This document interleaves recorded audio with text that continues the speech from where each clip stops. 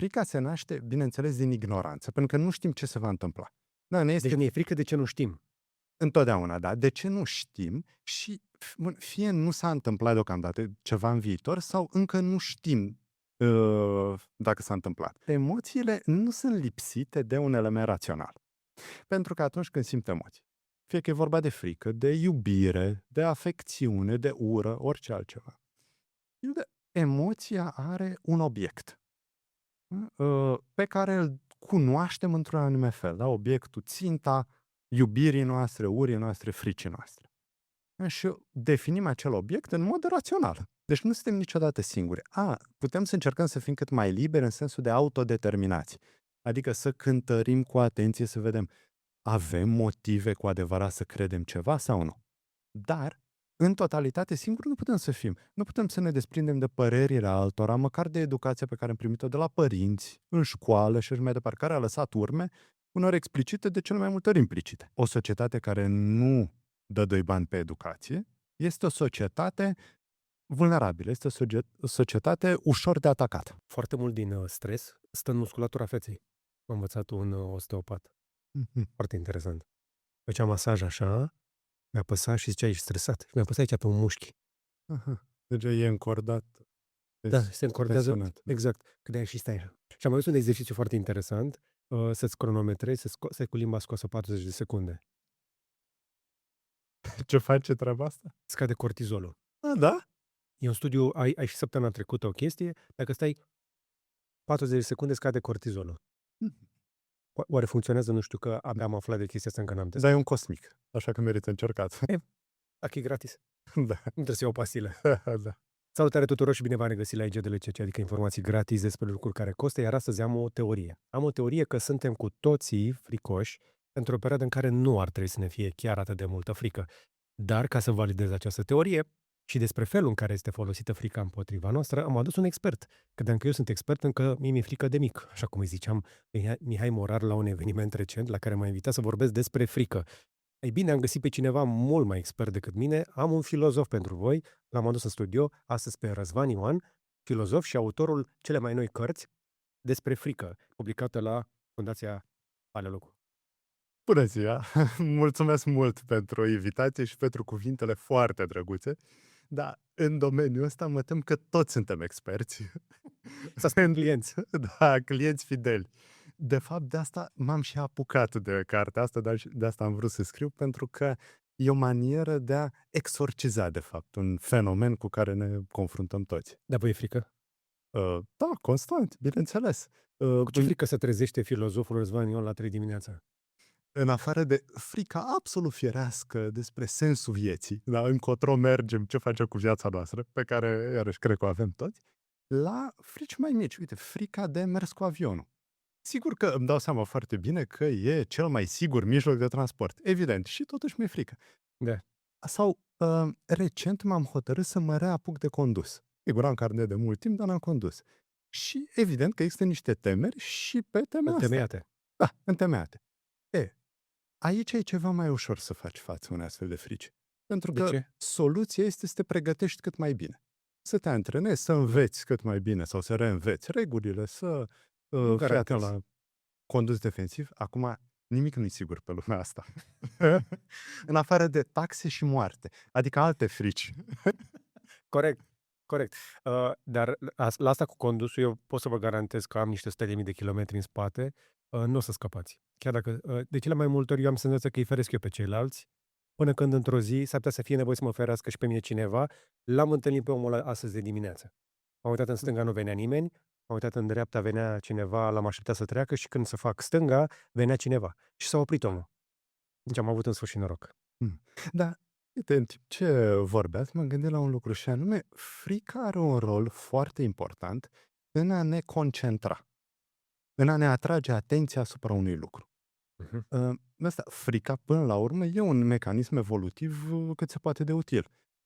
În cazul condusului e cât se poate de bine să fim concentrați. Și s-ar putea să fie o problemă dacă ne dispare frica cu totul. Dar evident există grade. Frica poate să fie paralizantă. Poți să vorbești despre panică, teroare, atunci când ești ca o căprioară în lumina mașinii, da? Și nu mai poți reacționa. Și există frică la o intensitate mai redusă care îți permite totuși să funcționezi, fără să fie debilitant. Acum să conduci, să stai tot timpul în zeama aia, în susul ăla de frică, este cam în cortizol, nu? În hormonul ăsta al fricii.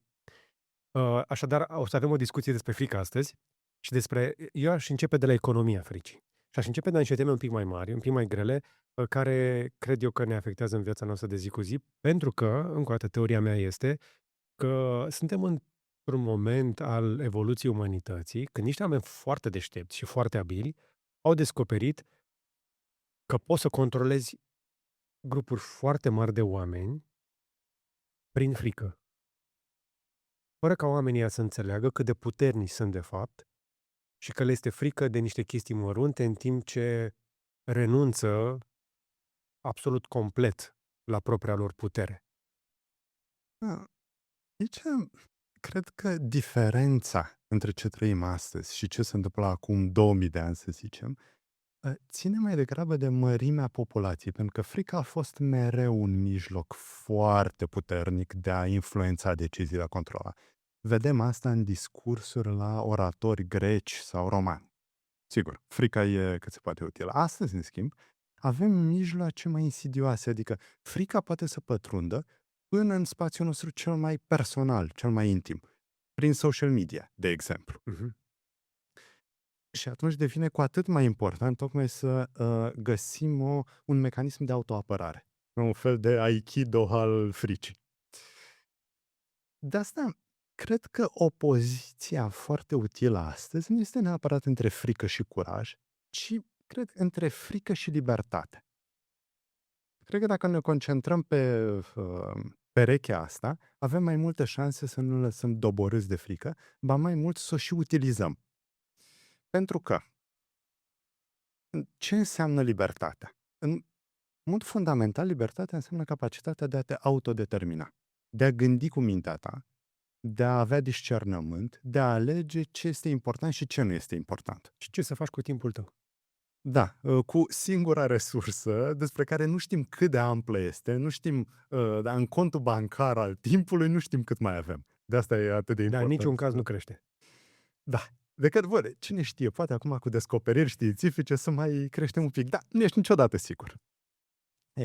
Și dacă libertatea înseamnă autodeterminare, înseamnă și capacitatea de a exclude ceea ce alții ar vrea să gândești. Ceea ce alții ar vrea să te facă să te concentrezi asupra anumitor lucruri. Și de asta e util să faci mereu exercițiul ăsta. Ce contează cu adevărat pentru tine? Care sunt valorile care sunt importante pentru un om? Și atunci s-ar putea, dacă facem exercițiul ăsta, să ne dăm seama că scara principiilor sau valorilor noastre diferă destul de mult de ceea ce întâlnim în jur. Adică, Lucrurile care ni se spun că ar conta. hai să devenim un pic mai pragmatici. Oamenii care ne urmăresc sunt oameni productivi de cele mai multe ori. Am adus filozoful aici, o să vă rog să traducem pentru noi ăștia la alții care mai citim câte un pic din cărțulia asta. Spre exemplu, când îl citați pe Spinoza, mi se pare foarte interesant că sunteți expertul mondial în Spinoza, din câte am auzit și nici. Expertul mondial cred că e implicat mult. Dar frica este tristețe inconstantă care se naște din ideea unui lucru viitor sau trecut despre care avem anumite dubii. Asta este definiția, nu? Lui Spinoza, dacă am reținut eu corect. Ce putem Bun, așa. da. Hai să o luăm pe bucăți. Mai întâi, frica se naște, bineînțeles, din ignoranță, pentru că nu știm ce se va întâmpla. Da, ne este Deci ne e frică de ce nu știm. întotdeauna, da. De ce nu știm și fie nu s-a întâmplat deocamdată ceva în viitor sau încă nu știm dacă s-a întâmplat. Dar acum ne este frică, poate, pentru cineva care face o călătorie foarte grea, foarte periculoasă. Și nu știm dacă a supraviețuit sau nu, din diverse considerări. Și atunci, bineînțeles, ne este frică până când aflăm deznodământul. Deci, întotdeauna frica se naște din ignoranță. De asta este atât de periculoasă dacă nu-i facem un management potrivit, pentru că ignoranța, în general, este un lucru periculos care poate fi exploatat. Dar merg foarte bine împreună astea. Da.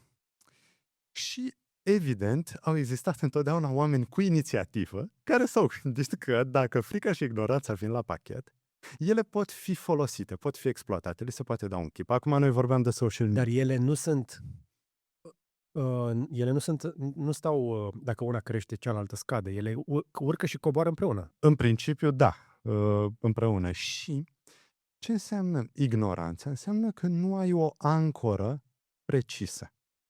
Ignoranța înseamnă că poți să-ți schimbi părerea foarte ușor. Poți să basculezi dintr-o direcție în alta. Cred că toți am avut experiența asta a agitației interioare, când nu știm ce să credem. De pildă atunci când suntem într-o campanie electorală și trebuie să hotărâm pe cine votăm. Și nu întotdeauna este foarte clar care e alegerea bună. Și atunci, în funcție de știrea pe care o mai auzim, în funcție de o discuție pe care o avem cu cineva, tot basculăm, tot ezităm. Mhm. Asta, până la urmă, se naște din ignoranță pentru că nu știm sigur, poate că nu ne-am informat suficient, poate că sunt informații la care nu aveam acces și nu știm cine este mai bun.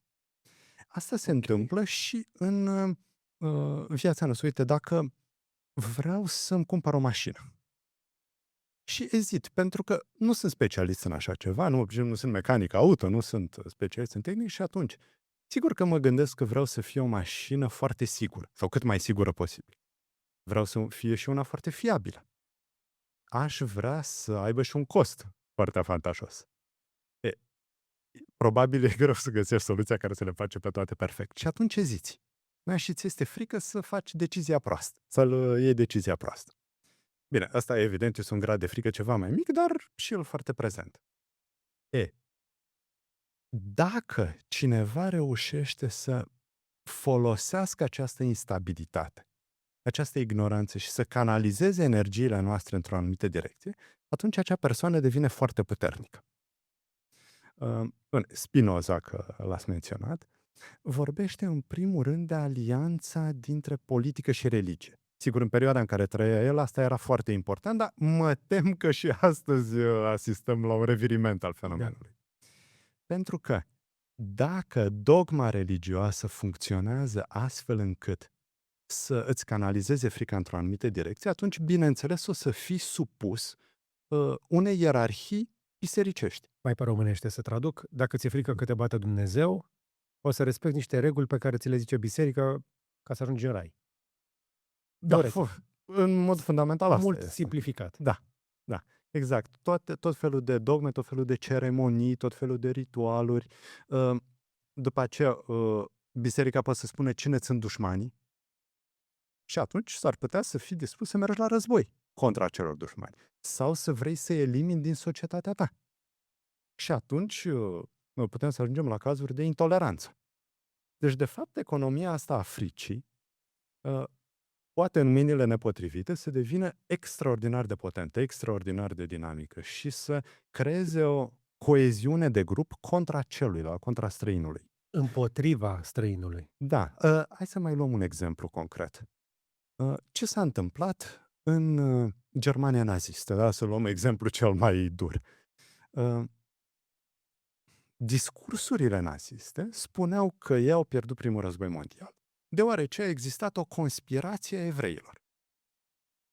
Lucru complet neadevărat. Dar la ce a dus asta? A dus la frica germanilor că vor rămâne națiunea învinsă, că vor rămâne o națiune săracă, că treceau prin o criză economică foarte dură. De ce se întâmplă asta? Pentru că evreii ar ascunde banii, ar complota contra Germaniei. La ce a dus asta? Știm foarte bine, la un dezastru practic fără egal. Asta a fost folosirea, mobilizarea fricii contra unui presupus dușman. Da, un dușman complet fictiv, bineînțeles, că nu asta era cauza problemelor Germaniei. Adică chiar dacă avea un mic sâmbure de adevăr că, într-adevăr, evreii în economia Germaniei erau poziționați mai ales în zonele de comerț, în zone de arte, într-o zonă destul de vizibilă. Te loveai de ei la magazin, deși nu erau mulți în societate, erau vizibili. Nu aveau neapărat toată puterea economică, nici pe departe, dar erau vizibili. Și atunci era destul de ușor să arăți către un vinovat. Da, să găsești un dușman facil, un vinovat de serviciu. Sau un țap ispășitor. Asta e. Iarăși, ne place să credem și sper că am depășit momentul ăla. Dar hai să ne uităm astăzi, în România și nu doar în România, dacă mai găsim tot așa țapi spășitori. Da. Zilele astea e Bolojan. Sau Nicușor. Da. Sau Georgescu. Că toate taberele folosesc câte o chestie de genul ăsta. Apropo de Georgescu, vreți aduce aminte cum am fost noi fix înainte de alegeri, ne-a zis șoferul ăla de la STB că abia în ultimele 2 săptămâni înainte de alegeri a aflat de Georgescu. Și era diferit. Și a vrut să le dea pe amătii politicienilor și a votat cu alternativa. Da. Deci, deciziile astea, practic, noi ajungem în cele numai la o emoție. Iar emoțiile sunt destul de ușor de manipulat. Pentru că vorbesc și de mașini, am fost la o conferință de vânzări de mașini, am auzit un bancher care spunea că ei înțeleg din ceea ce văd în cifre că 95% din deciziile de cumpărare de mașini sunt emoționale. Da, e o treabă foarte interesantă cu emoțiile. Că ar trebui să scăpăm de o iluzie. Am mai văzut uneori opoziția asta între emoții și rațiune. Ca și cum ar fi două lucruri distincte sau două compartimente distincte în mintea noastră. Ori mintea noastră nu funcționează așa.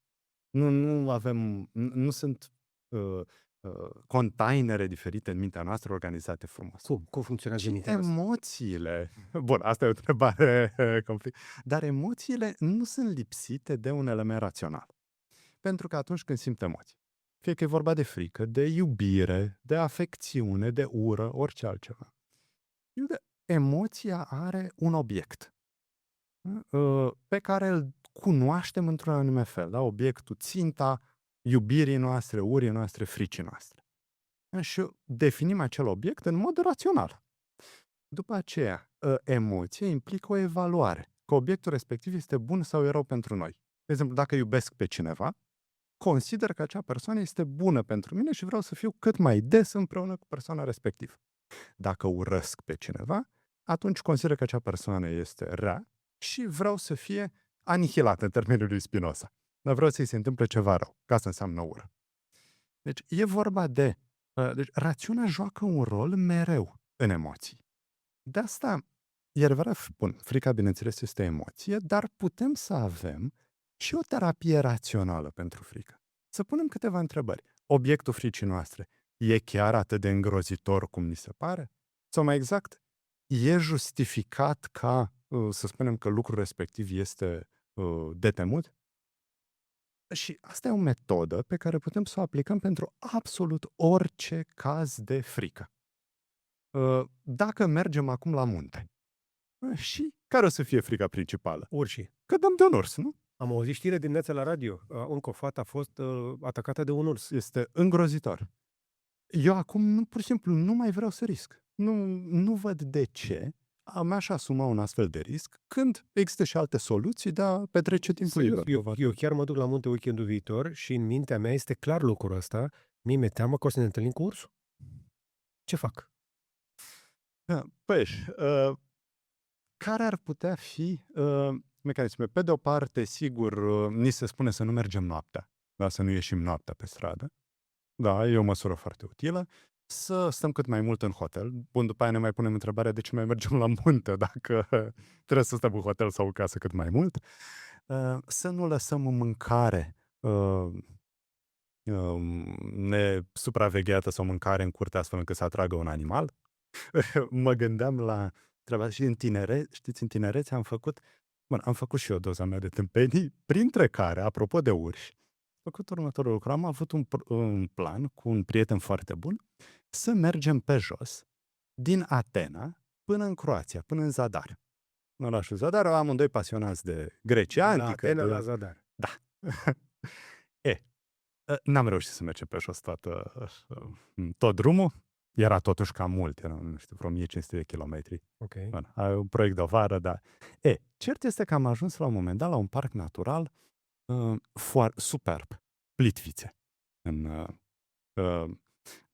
cu o rezervație naturală extraordinară. Dar unde erau și urși, sigur, ceva mai puțin decât la noi.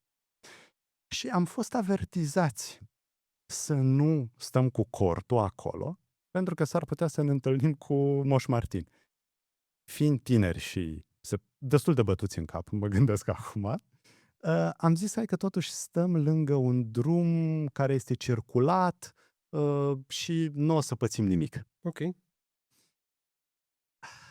Din fericire nu ne-am întâlnit cu ursul, nu ne-a făcut nicio vizită, am avut grijă să nu lăsăm nimic care ar putea ademeni, dar totuși a fost un risc absolut inutil, doar pentru că ne era lene să mergem un pic mai încolo, unde să găsim o cazare clasică. Uh, e, Poate că aici, bun, în ciuda faptului că nu s-a întâmplat nimic rău până la urmă, poate că aici un pic mai multă frică n-ar fi determinat să luăm o decizie cu capul pe umeri și să nu riscăm așa ceva. Ne-am adus aminte apropo de urși. Dar acum am impresia că riscurile pur și simplu sunt foarte mari. Și atunci, în ce moment probabilitatea devine atât de mare încât îți strică orice plăcere? Mai ales că, până la urmă, mersul la munte nu este o necesitate, nu este ceva, nu e ca oxigenul, nu mor dacă Da. nu faci treaba asta.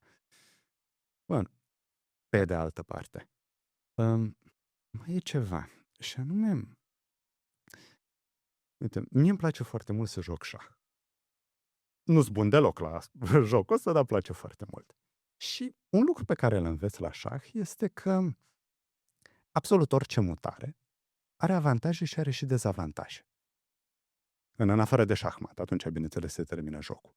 Dar în rest, întotdeauna obții ceva și sacrifici ceva pentru asta. Măcar timpul pe care îl ai la dispoziție ca să faci o mutare. Și atunci, pentru absolut orice decizie pe care o iei, trebuie să faci o analiză. Costuri-beneficii. Nu există decizia care să aibă doar beneficii. Întotdeauna o să aibă, renunți la ceva, renunți la timpul tău, ai fi putut să faci altceva în loc. Și de asta, trebuie să fii atent la așa ceva, trebuie să fii alert. Mi se pare normal să-ți fie frică de ce ai putea rata și asta să te facă, mai ales în cazul deciziilor importante, să cântărești cu mare atenție. Deci, frica poate să fie un mecanism care îți dirigează atenția. Este clar un mecanism care dirigează atenția și care este folosit pentru a controla atenția. Dar până ajungem acolo, aș vrea să înțeleg până la urmă, așadar, avem oameni care își depășesc aceste frici, chiar și când fricile ar trebui să tempereze puțin și să duc și pun cortul lângă urs. Apoi avem oamenii care au atât de mult curaj încât să duc și da de mâncare ursului, pe aia se miră că ursul poate să devină agresiv, că nu i-ai dat ce a vrut el sau te-a perceput ca fiind agresiv sau te-ai nimerit lângă ursul că sau o grămadă de lucruri de felul ăsta. La capătul celălalt avem pe oameni care nu mai ies din casă, că le e frică de urs. După care ar trebui să vedem cum facem să ajungem într-o zonă ok, safe. Nu există siguranță ideală, dar o zonă optimă de siguranță în care să mă simt în siguranță, să mă duc pe un traseu în care există probabilitatea să apară ursul, dar să o fac în condiții de siguranță. Folosesc metafora asta că încerc cumva să navighez și realitatea prin metafora asta, că până la urmă, ok, mi-e frică, dar cum depășesc frica asta? Fac nebunii sau nu fac nimic? Care e calea de mijloc? Cum găsesc calea de mijloc? Știți, nouă filozofilor, ne place foarte mult să plecăm de la câte o întrebare.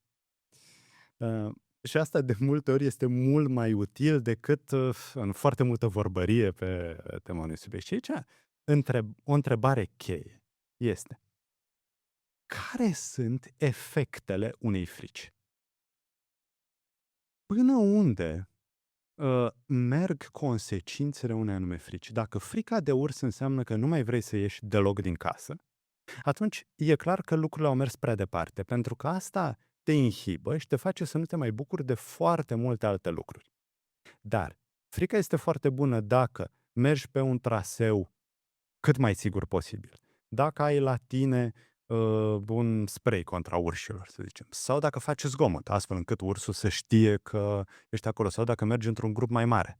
Prietenii mei salvatori montani folosesc capse destul de des pentru urși. Mai repede capse decât spray-uri. Ok, evident sunt mult mai bine informați. Dacă te pregătești suficient înainte, pentru că nimic nu poate să înlocuiască dorința de a cunoaște, dorința de a înțelege fenomenul cu care te confrunți. Ok. Să înțelegi cât poți mai bine și, bineînțeles, să ceri sfatul unor oameni care se pricep. Asta poți să faci. Așa cum, apropo de metafora pentru viață, ce poți să faci decât să încerci să înveți din experiența altora, să încerci să asculți sfatul altora, fiind conștient până la urmă că decizia îți aparține și o să trebuiască să trăiești consecințele. Nu se poate altfel. Așadar, cred că o cunoaștere cât mai bună a fenomenului. Asta este Asta e indispensabil. O să mă folosesc de astea două pahare. Deci, dacă ăsta e paharul cu frică, știu clar că la frică nu pot să intervin decât, nu știu, cu pastile, că cu curaj nu o să meargă. Și aici am ignoranță. Și dacă scade ignoranța, astea două comunică jos și cu cât împing ignoranța mai jos, o să trag din frică. O să scadă frica. Da. Am intuit corect? Cred că da, cu o singură nuanțare, și anume că paharele nu pot fi niciodată complet goale. Trebuie să ne împăcăm cu lucrul ăsta. Dar nu este normal să fie complet pline. Să Da. las frica să fie totdeauna la maxim și nici să nu încerc să înțeleg ce se întâmplă, cum se întâmplă, de ce se întâmplă. Da, pentru că dar atunci când frica este la maxim, asta ne face incapabili de a mai gândi sau de a acționa. Atunci când suntem dominați de frică și căutăm siguranța absolută. Ori asta este o iluzie extraordinar de pernicioasă, extraordinar de periculoasă. Uneori logicienii mai spun iluzia nirvana. Și anume că am putea ajunge într-un stadiu în care totul e perfect. Dar toți visăm la asta, că de-aia văd oamenii că și-au mașini din ce în ce mai mari. Toată lumea vrea să-și care copilul în cea mai sigură mașină posibil. De preferință, un tank. Da. Ori, bun, probabil că un tank ar fi destul de sigur, dar orice altceva... Cu excepția tankurilor care explodează. Da, Sau cad într-o prăpastie. da. Nu este siguranță absolută, bineînțeles. E posibil ca foarte multe fenomene din viața noastră mentală să se explice tocmai prin dorința asta de siguranță, de invulnerabilitate. Asta am încercat să scriu și un capitol în carte tocmai despre faptul că suntem vulnerabili. Pare ceva evident la mintea cocoșului, dar toți uităm de treaba asta. Că nu putem să scăpăm de condiția asta de vulnerabilitate, că suntem fragili. Că, sigur că în fiecare clipă ni se poate întâmpla lucruri, dar asta nu e o idee care să ne ia mințile, ci din contră să ne relaxeze. Să ne mai ia din iluzia că putem să deținem controlul, că putem să ne controlăm, să asigurăm tot ceea ce este în jurul nostru. Că există asigurarea rezonabilă când îți faci o asigurare de sănătate, să spunem, sau asigurare pentru casă, sigur. Dar asta nu împiedică să ajungă o dronă rusească, de exemplu, pe bloc. De altfel, eu sunt din Galați și Felicitări. mătușa și unchiul meu au locuit, acum slavă Domnului s-au mutat, au locuit în blocul care a fost lovit de drona rusească. Adică eu am copilărit acolo aproape, cunosc foarte bine zona. Și întâmplarea a făcut ca în dimineața respectivă, când am auzit de eveniment, să fie un drum spre Galați. V-ați întors din drum sau v-ați dus la Galați? Nu, m-am dus. Cum să nu? Bun, m-am mai gândit la un lucru și anume, care e probabilitatea să se întâmple a doua zi la rând exact fenomenul ăla tot prin aceeași zonă? Nu e destul de mare. Așa că, până la urmă am avut lucruri mai importante. Mă duceam să-mi văd mama pentru că era ziua ei de naștere. Păi cum totuși să renunț la proiectul ăsta doar pentru că s-ar putea întâmpla așa ceva? Iar și o cântărire a lucrurilor, la lucruri importante. Ok, dar cum fac să cântăresc lucrurile astea ca să rămân rezonabil, dar și cumva sustenabil, eficient? Încă o dată, vorbim cu oameni pragmatici aici care fac socotel, da? Sunt oameni care, de drag, au un copil, în sfârșit, cine știe cât de greu au făcut copilul ăla, că se fac copii din ce în ce mai greu. Copiii nu sunt ieftini, din ce în ce mai scump de făcut, de hrănit, de crescut, de dus la școală. Vor să-i pună într-o mașină sigură. Mașina are ca asigurare casco, toată familia are asigurări de sănătate, încearcă să-și ia toate măsurile de prevedere, după care trece pe lângă ei unul cu bicicleta. Bum! Care e diferența între omul cu bicicleta din trafic și oamenii ăștia care aruncă cu literalmente zeci de mii de euro pe an doar la problema transportului?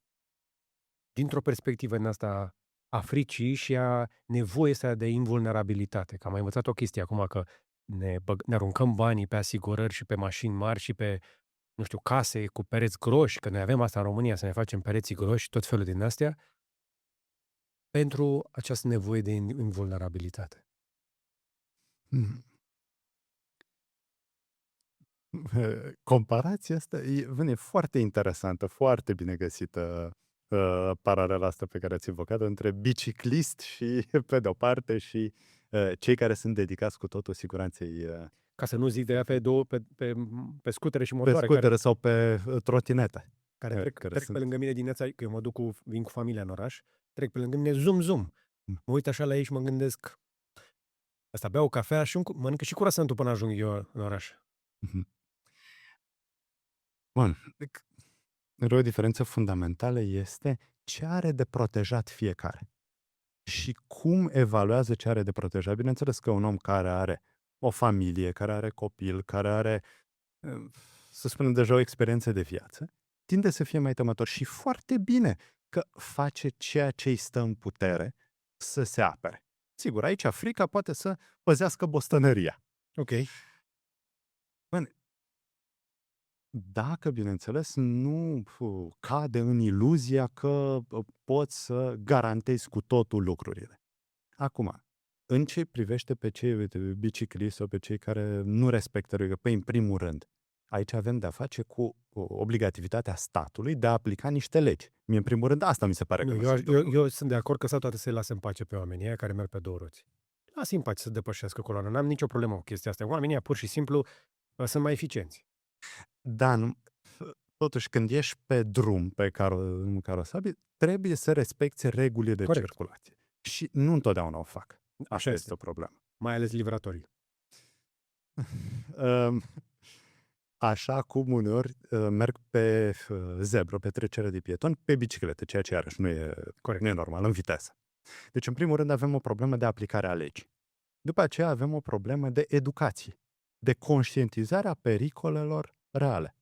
Deci, cei care nu respectă regulile, fie că sunt regulile oficiale explicite de circulație, fie regulile firești în trafic, sunt oameni care au o grijă redusă pentru comunitate. Și nu le pasă suficient de comunitate și nu le pasă suficient de ceilalți. Dar nu cumva nu le pasă nici de ei înșiși, pentru că mai devreme mi-ați spus că ignoranța merge cu frica. Dar în cazul ăsta, ignoranța i-a anulat frica. Pentru că frica ar fi trebuit să-l țină în viață. Bun, dar ignoranța aici poate să se materializeze în ceva foarte dăunător, un accident. Doamne ferește, un accident pentru persoana care Da. este imprudentă și pentru ceilalți. Deci aici, uite, un pic mai multă frică ar fi cât se poate de utilă și măcar, dacă nu este frică pentru tine și pentru ceilalți din trafic, măcar frică de aplicarea legii. Dar cum o dozez?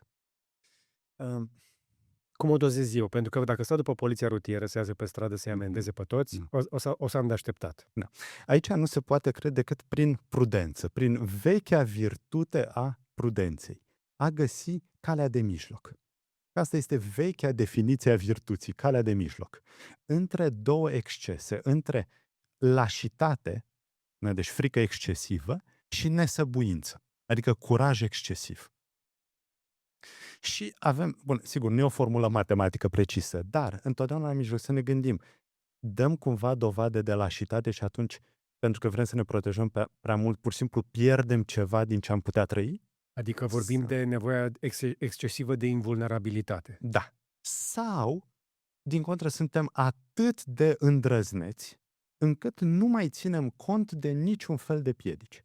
Sigur, uneori putem să facem noi evaluarea asta, uneori pur și simplu trebuie să fim constrânși de mediu, de educație, de lege, de agent rutier și așa mai departe.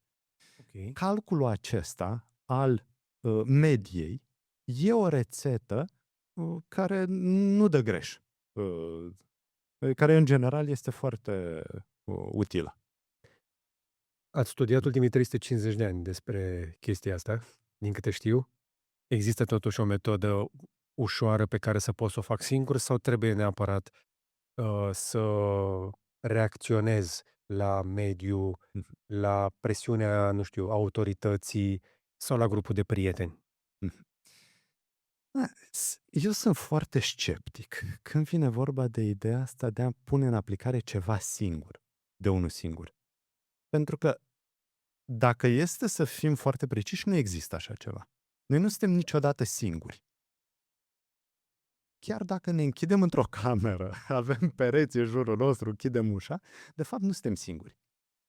Și hai să începem de la lucru cel mai simplu, cel mai banal de pe care s-ar putea să nu-l observăm, și anume când sunt singur și vreau să gândesc, vreau să mă gândesc la ceva. Păi gândesc în termeni lingvistici.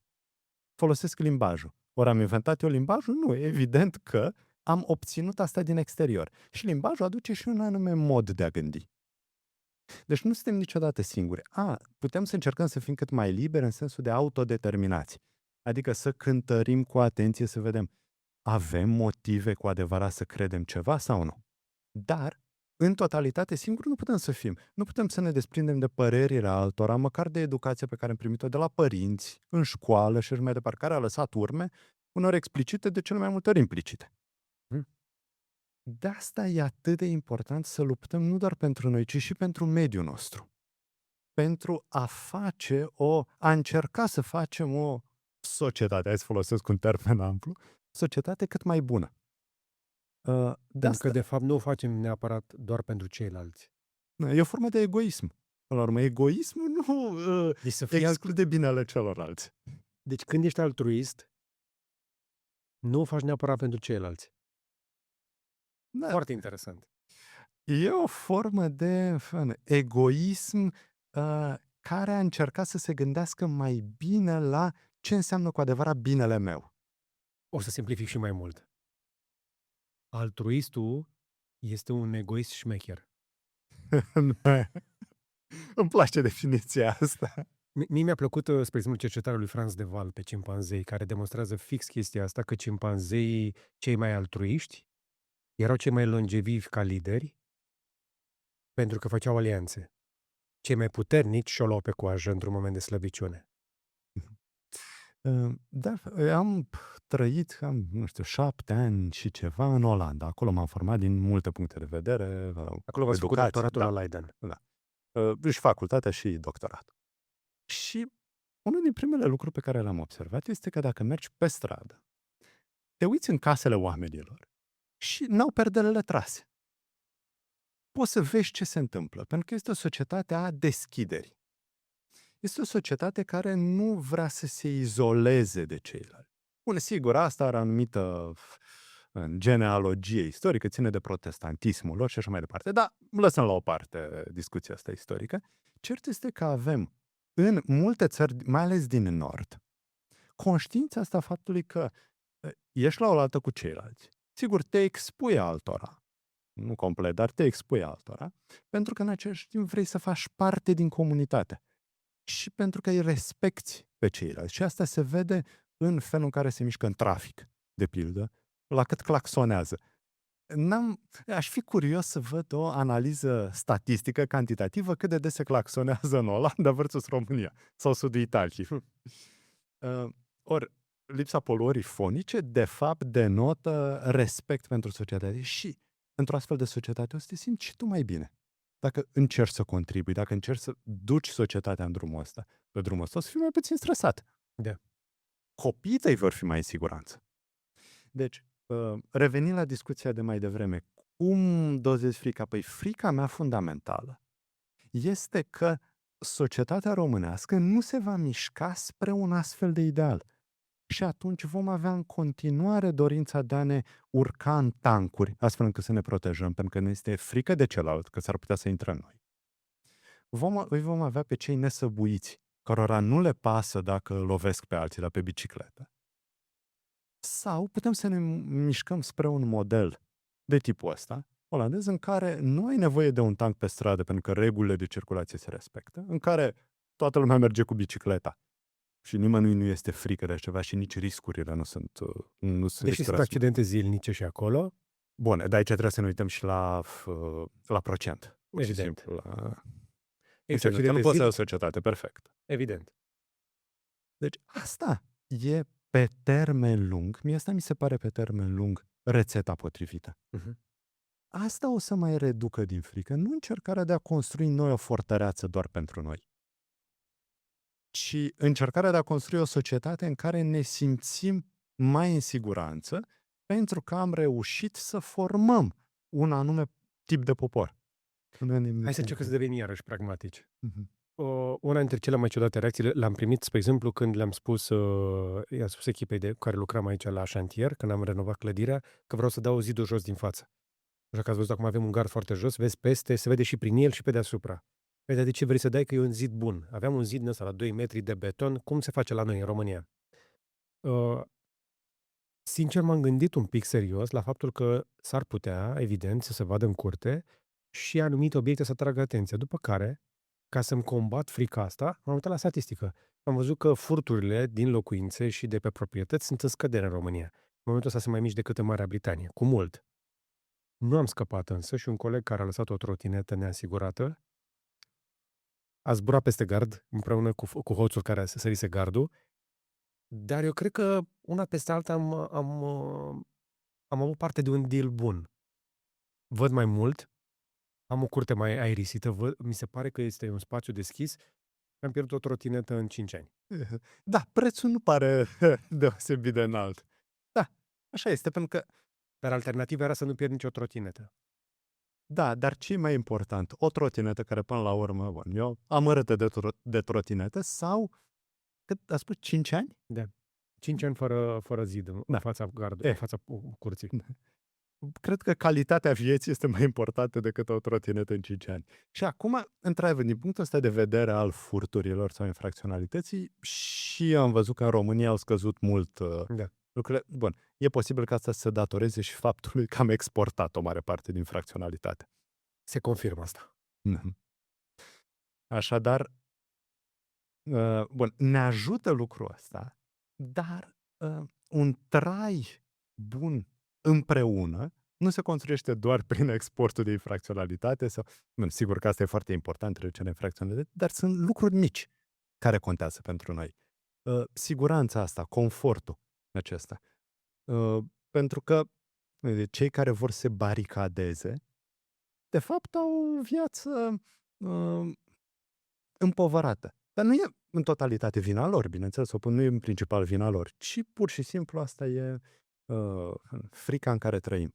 În realitate însă, nu avem motive solide pentru frica de stradă. Nu avem motive serioase pentru violență pe stradă, mai puțină ca niciodată. Nu doar la noi, ci în toată lumea, violența fizică este în scădere. Avem o generație mai puțin violentă decât generațiile anterioare. E o discuție întreagă pe care am putea să o dezvoltăm, dar statistic vorbind, pur și simplu, e mai puțină violență ca niciodată. Statistic, pe cifre. Cu toate acestea, mi se pare mie sau ne este mai frică decât ne era acum 20 de ani, când furturile din apartamente erau la ordinea zilei, bătăile, eu mi-aduc aminte, bătăi inclusiv cu săbii în Noua, în Craiova, în alte locuri. Deci aveam violență pe mai multe paliere și parcă oamenilor nu le era atât de frică așa cum le este astăzi. Deci e un fenomen interesant, că atunci când ești foarte obișnuit cu un fenomen, fenomenul brutalității în cazul de față, atunci, într-adevăr, nu-ți mai este frică de el pentru că ești obișnuit. Sau nu-ți mai este atât de frică de el. Da, e firesc. Adică ne obișnuim cu violența. Da. Și hai să privim lucrurile la un nivel foarte mare. În Europa, noi nu am mai avut un conflict major de la al doilea război mondial, în 1945. Da, sigur, au mai fost război ceva mai mici în fosta Iugoslavie, sigur, dar nu un conflict pan-european. Acum, invazia Rusiei în Ucraina, bineînțeles, avem un conflict, slavă Domnului, nu este ca al doilea război mondial, dar un conflict mare pentru că avem o mare putere nucleară implicată. Și noi nu mai avem astăzi oameni care să fi trecut printr-un război în Europa. Pur și simplu au trecut 80 de ani, foarte puțini care mai sunt în viață și care au experiența asta. Și atunci este evident o experiență nouă și cutremurătoare. Aici poate că ne-ar fi util să citim un pic de istorie, să devenim din nou foarte pasionați de istorie. De ce? Pentru că asta e un vaccin bun. Te ajută să pui lucrurile în perspectivă. Pe de o parte, să vezi, să încerci să înțelegi magnitudinea conflictului. Sigur că este un conflict foarte important, dar nu este totuși un război mondial.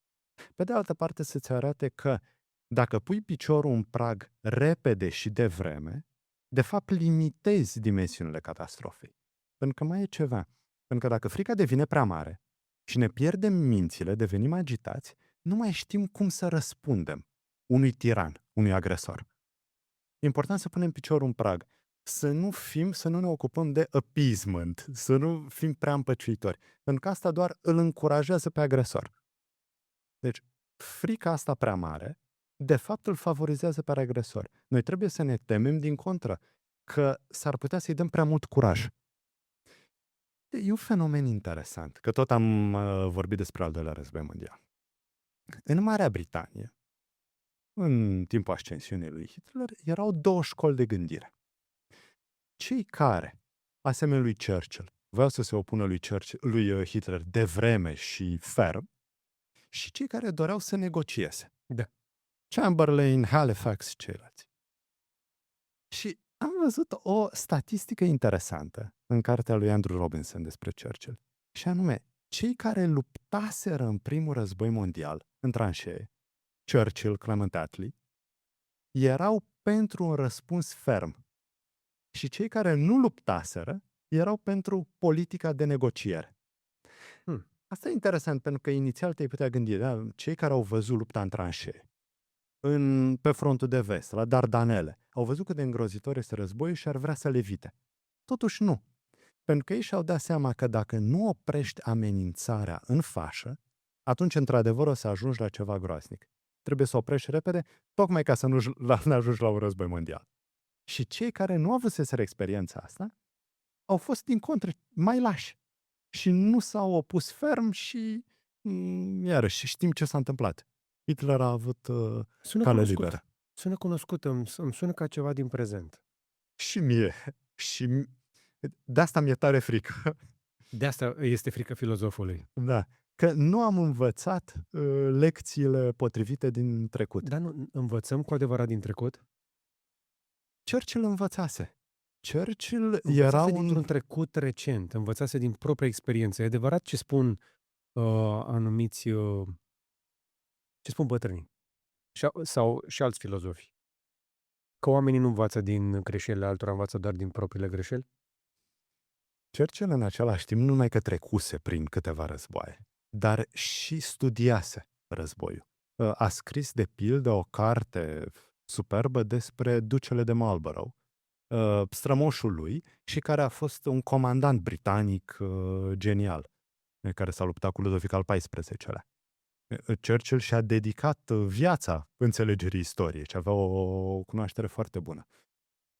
Deci, sigur că a învățat din experiența lui, dar nu cred că s-a limitat doar la asta. De Gaulle la fel. Adică exact oamenii care au spus de la bun început cum trebuie... Și care au dus și pacea. Tratatele, da, și care până la urmă au adus pacea și ar fi adus-o mai repede dacă nu ar fi existat teama de război. Pur și simplu, cei care au zis, nu trebuie să avem război cu niciun preț. Îi dăm lui Hitler ce vrea, negociem, dăm tiranilor ce vor, lui Hitler, lui Mussolini, numai să scăpăm. Asta doar i-a încurajat. Din nou, sună mult prea cunoscut. Că de ce vrem noi să intrăm în conflict cu Rusia? Păi noi nu vrem. Dar s-ar putea ca Rusia să fie de altă părere. Pentru că noi, Uniunea Europeană sau noi, NATO, nu atacăm pe nimeni, sunt alianțe defensive. Dar uneori te confrunți cu un agresor.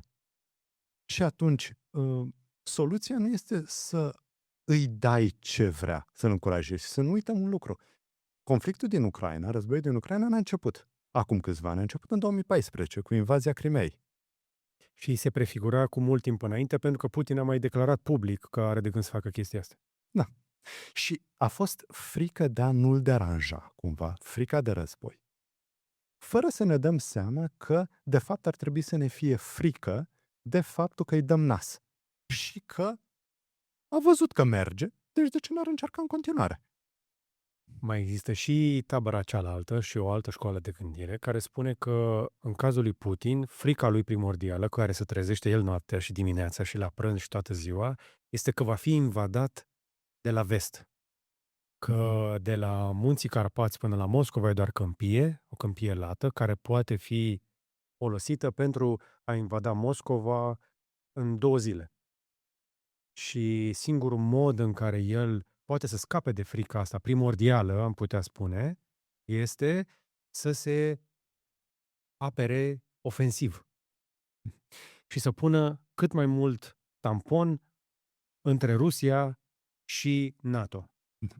Tema asta a fricii de invazie a Rusiei e o temă veche în istoriografia despre Rusia.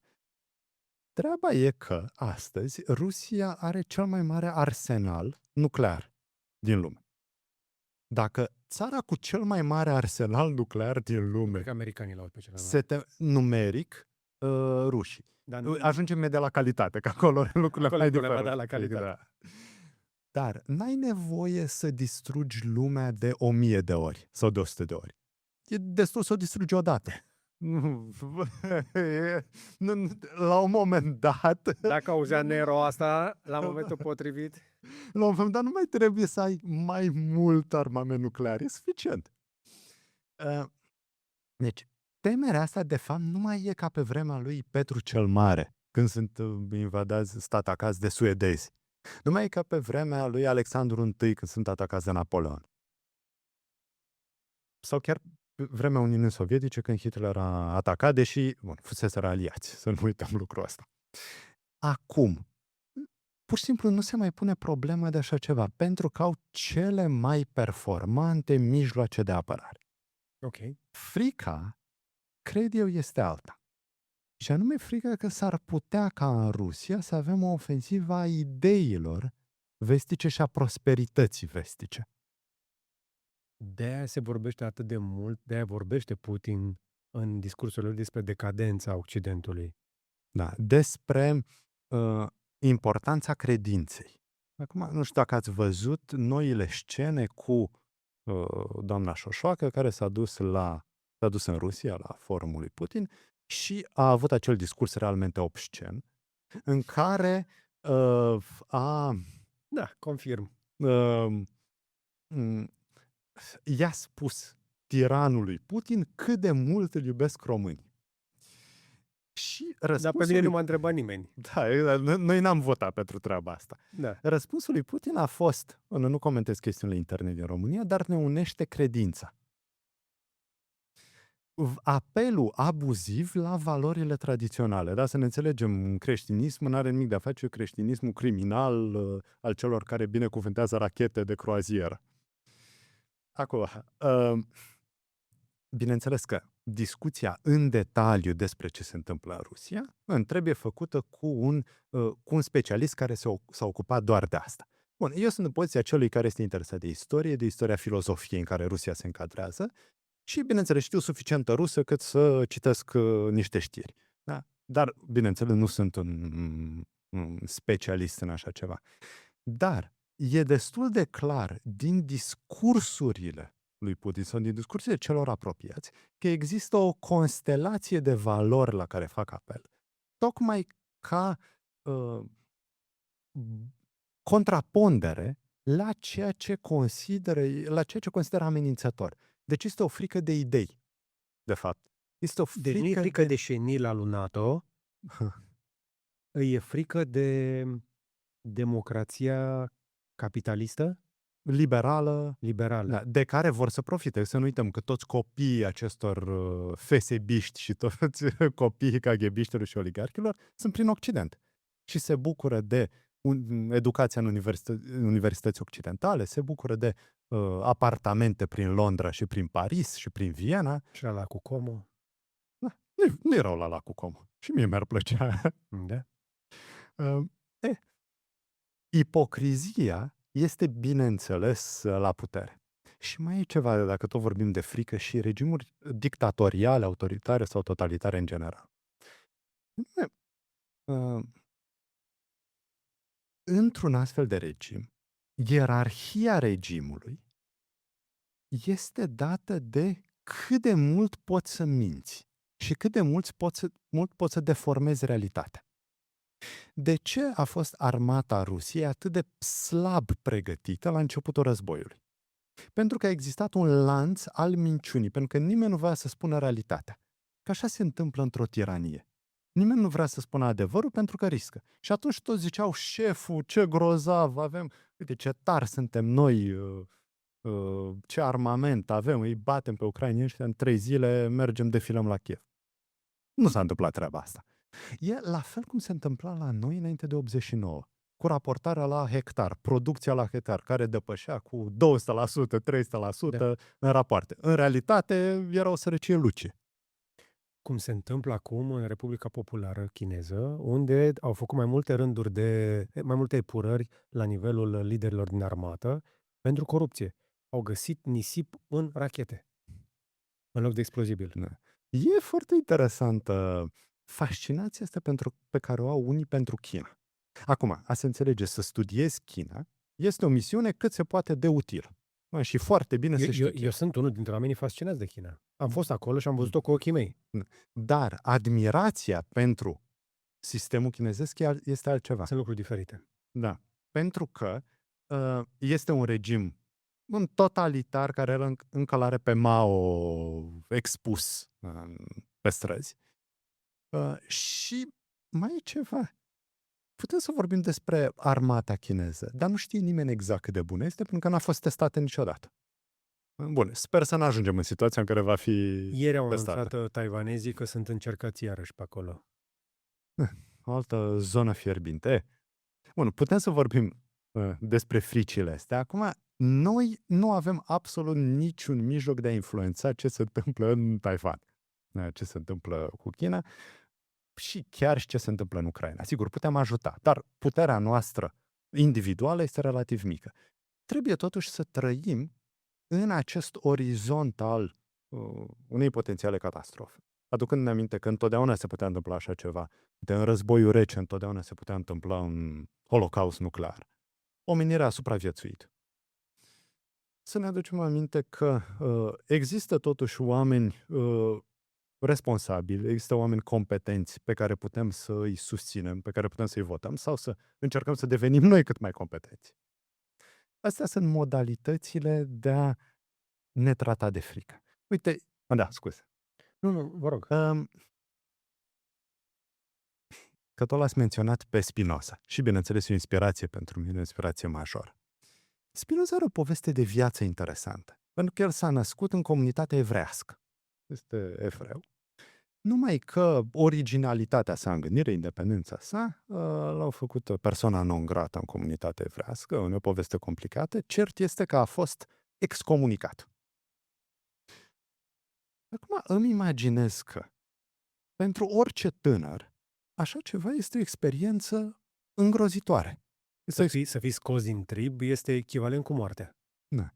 Să fii exilat, să fii dat afară, scuipat din comunitate. Și e un caz cu cineva care a pățit soarta asta un pic înaintea lui Spinoza și a ajuns la sinucidere.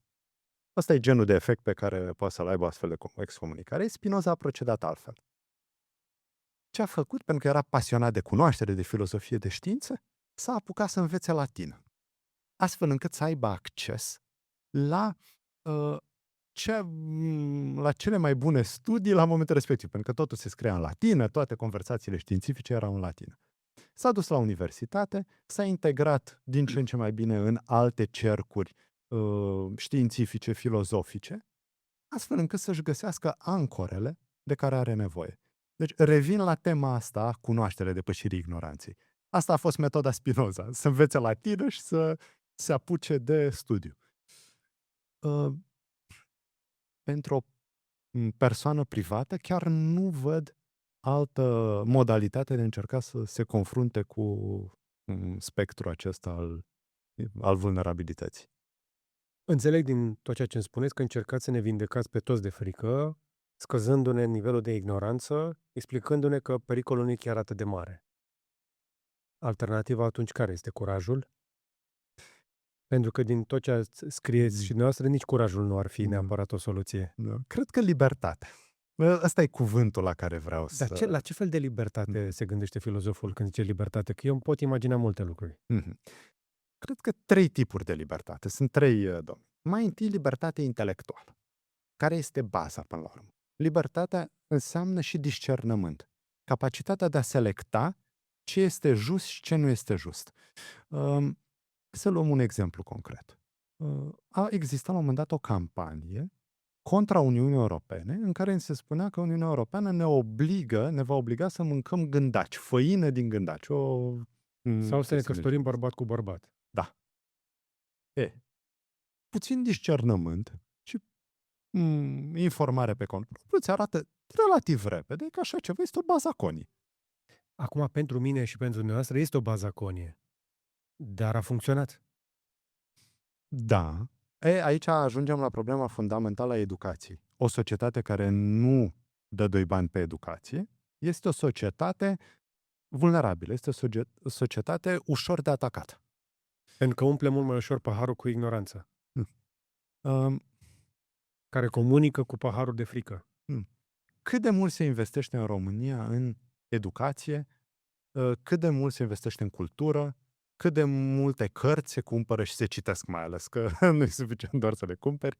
Și nu mă gândesc doar la investiții guvernamentale, unde clar nu stăm bine, dar și la investiții personale. Uh-huh. Cât timp și câtă atenție și câți bani investim în așa ceva. Ori, asta este baza. Dacă nu te documentezi asupra unui lucru, pur și simplu, într-adevăr, nu o să ai discernământ, o să fii foarte ușor de păcălit. Dar ce este grozav, grozav este de groaznic, este că sunt anumite situații în care suntem amenințați cu o catastrofă, de exemplu, că o să fim băgați în războiul dintre Ucraina și Rusia. Până la data de. Nu se întâmplă până la data de. Și se stăm mută dată. Și totuși, mulți oameni nu renunță la credința asta.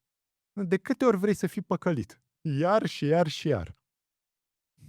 Da, dar să cerem statului să-și educe populația este ca și cum, nu știu, le-am cere vânzătorilor de apă îmbuteliată să facă o campanie de educare pentru să bea apă potabilă de la robinet, că e potabilă. Adică e ca și cum încerci să-i lași fără obiectul marketingului lor, că un stat care să aibă control nu beneficiază de pe urma unei populații prea educate. Aici ajungem la un al doilea sens al libertății. Libertatea politică.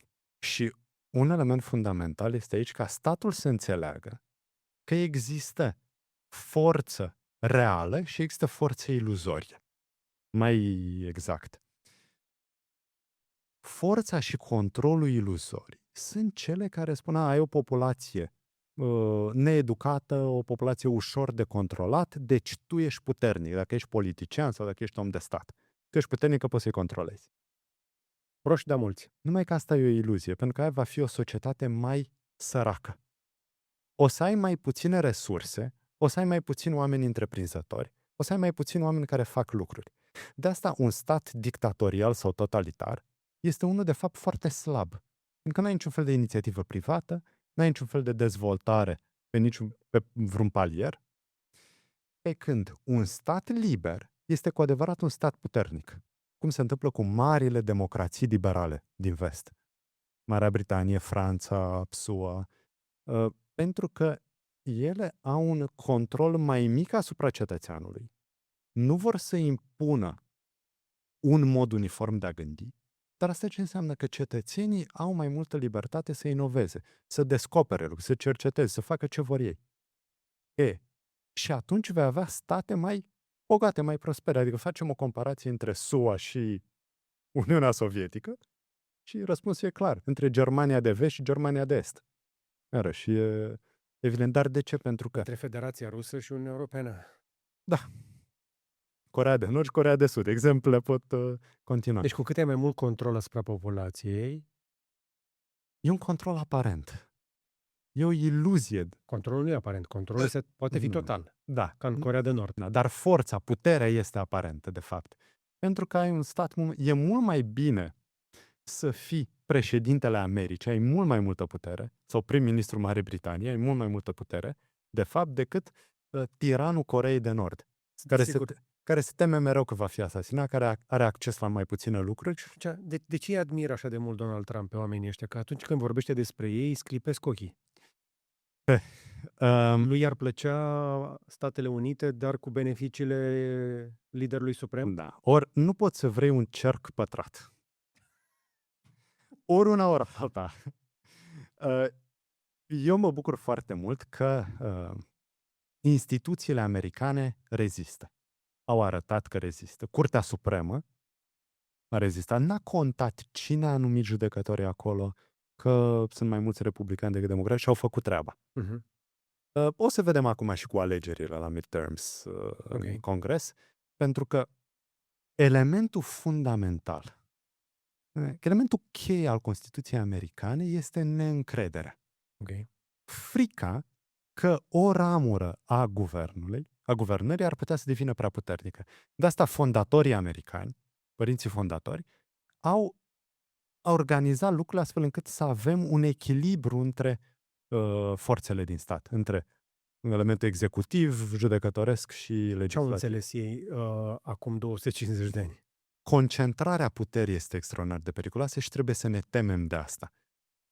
Există mereu ispita să credem că dacă avem un lider puternic, o figură puternică, carismatică, acel lider ne va conduce și ne va fi mai bine. Nu. Dar avem în istorie totuși exemple pozitive, pentru că oamenii în 2026, mulți dintre ai noștri încă mai caută un astfel de lider care să scoată căruța din șanț, să ne mobilizeze, să ne organizeze, să ne salveze Să ne salveze de cine? de dușman. De noi. De fapt. Să ne salveze de ce nu putem noi să facem. De asta căutăm un salvator pentru că vrem să ne derobăm de responsabilitate. Foarte interesant.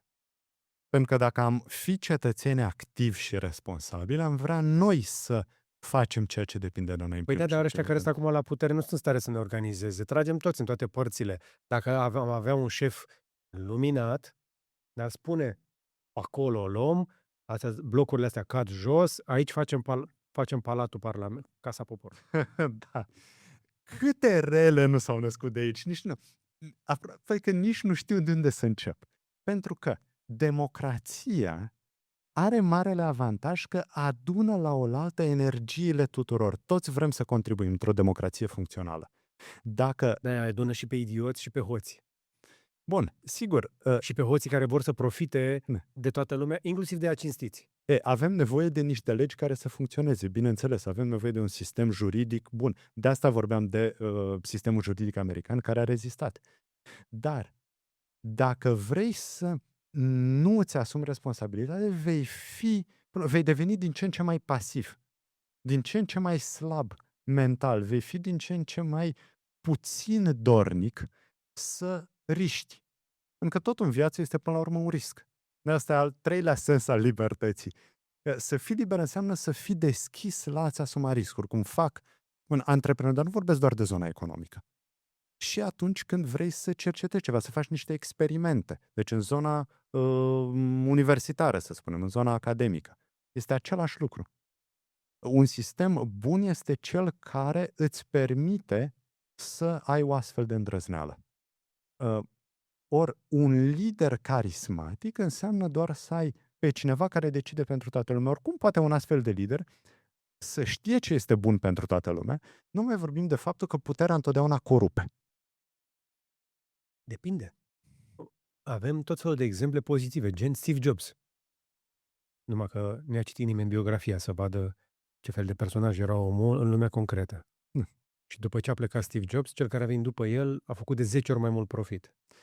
Și Steve Jobs nu conducea o țară, unde dacă conduci o țară, ai mult mai multă putere la dispoziție pentru că ai acces la sistemul statal, care poate să strivească orice fel de cetățean privat. De asta e foarte periculos. Etatismul e foarte periculos. De asta autoritatea statului trebuie să fie puternică în anumite domenii, dar slabă în altele. Pentru că statul are acces prin birocrație, prin politică, are monopol asupra violenței. E o definiție celebră a unui sociolog, Max Weber. Statul are monopol asupra violenței exercitat prin birocrație. Poliție, armată, declarare de război, Da. jandarmerie, Judiciar, sistemul judiciar, așa mai departe. Asta e geniu părinților fondatori americani a fost că au fragmentat lucrurile și n-au lăsat pe nimeni să devină, să domine. De asta, uite, e interesant că avem o federație. Statele Unite sunt o federație și avem nivelul statal și nivelul federal. Iarăși avem o diviziune a puterii. Și până la urmă s-a dus un război civil, un război de secesiune ca să se stabilească care e ierarhia. Avem o federație americană, de acolo, de la distanță de peste ocean, îi spune unei alte posibile federații, Uniunea Europeană, că nu este ok să se federalizeze. Și Rusia e o federație. Să nu uităm. Deci avem o federație tiranică, Rusia, avem o federație care a funcționat atât de bine și în model cea americană. Pe Federația Europeană, pe mine mă îngrijorează un lucru. Dacă citim strategia de securitate americană, recent făcută publică, deci un document cât se poate de public, pentru ei, unirea prea strânsă a Europei, a Uniunii Europene, e o problemă.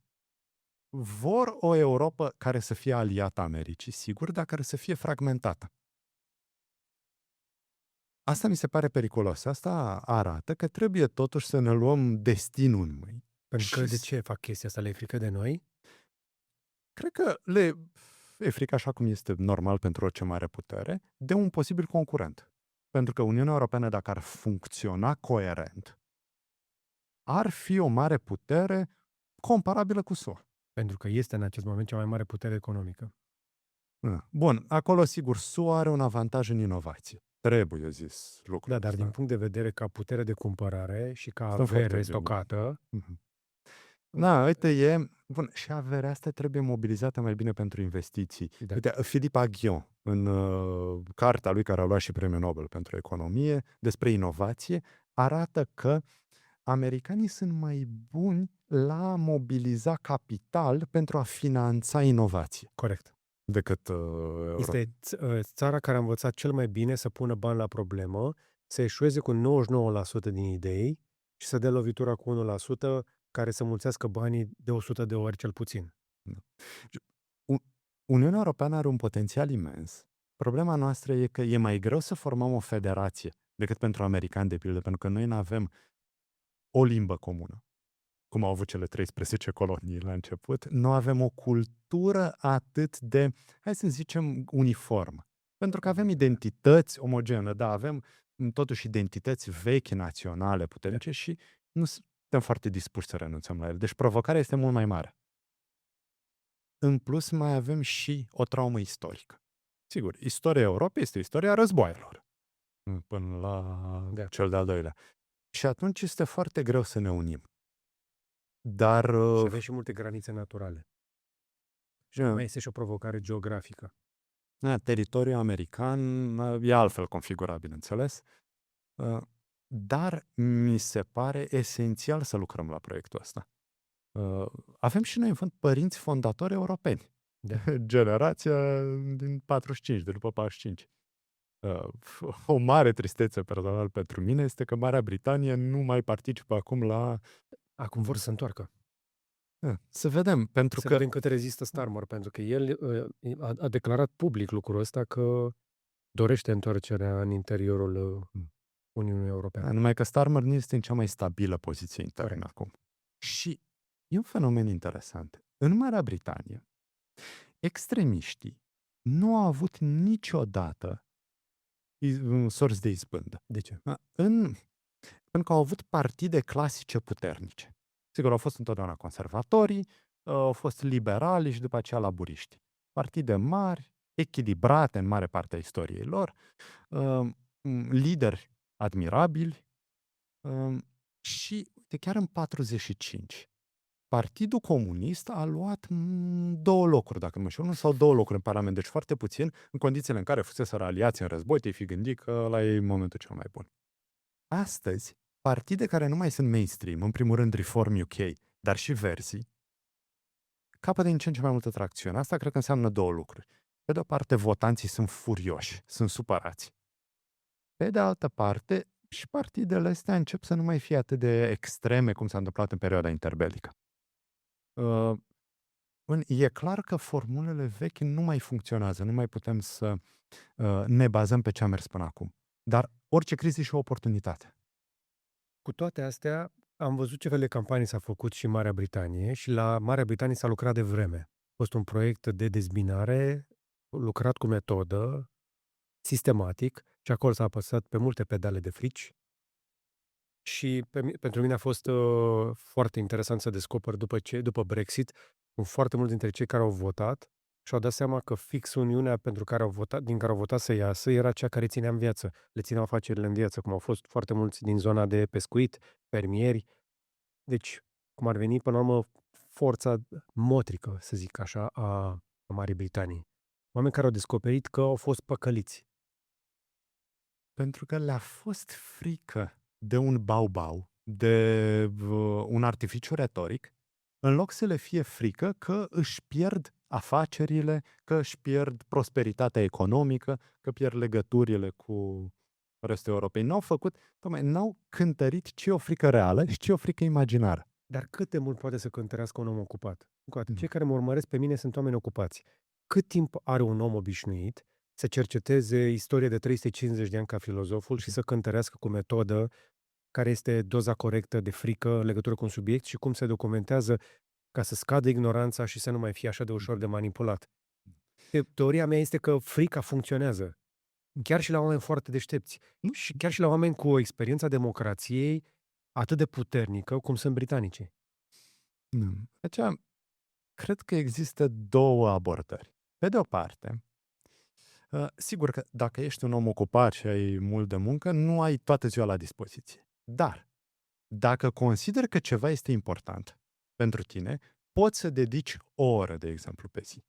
Aici nu cred că cerem prea mult. Cuiva o oră pentru a se documenta. Cred că cei mai mulți oameni găsesc o oră în Nu, programul. eu știu oameni care au 4 ore pe zi pentru România TV și Realitatea Plus. Nu e ok? Aici ajungem la a doua chestiune și anume calitatea. Timpul tuturor este limitat. Așa, și nu de calitate acolo, că îmi spune ce vreau să aud. Trebuie să mergi la ceea ce este testat, la ceea ce este verificat. Hai să luăm următorul exemplu. Atunci când crezi o teorie în fizică sau în chimie, cum faci? Ori testezi tu teoria respectivă dacă ai posibilitatea, fie mergi la cei care au demonstrat că se pricep la așa ceva. Că sunt buni la fizică, chimie, biologie și așa mai departe. Pentru că ei sunt autorități. Deci faceți un apel la autoritatea științifică? Da, inevitabil. Dar apelul la autoritate nu este ceva exotic. Știu, uite, eu nu ne mai plac liderii, că toți sunt corupți. Vin să ne spună tot felul de porcării, de minciuni, vor să ne îndoctrineze. Bun, există evident și viziunea radicală care nu mai crede în nimic. Pentru că noi vrem să știm ce este în culisele statului paralel, n-ați auzit? Da. Eu aș întreba pe acești oameni. Dacă ei cred, de pildă, că există Antarctica. Plec de la premiza că cei mai mulți oameni n-au fost în Antarctica. Cred că cei mai mulți oameni cred. De ce? Pentru că au încredere într-o autoritate. Autoritatea atlasului geografic sau a călătorilor care au fost până acolo. Dacă cineva a făcut efortul ăsta, a verificat, a arătat că există ceva, atunci un astfel de om este credibil. Okay. Îl testezi, bineînțeles, dacă ți-a spus 5 minciuni, parcă a 6-a oară nu-l mai crezi. Dacă aplicăm asta pentru realitatea România TV și multe altele, de câte ori au spus adevărul și de câte ori nu. Și de câte ori poți să testezi. Ce au zis că și asta e important. Că unii vorbesc vag, în dodi, astfel încât să nu poți să testezi. Și orice ar zice, pare adevărat. Cum Președintele ales Călin Georgescu este maestru în așa ceva. În a vorbi în dodi, a nu spune nimic clar, tocmai ca să pară că e foarte deștept. Nu, de fapt e foarte vag. Și nu spune nimic clar.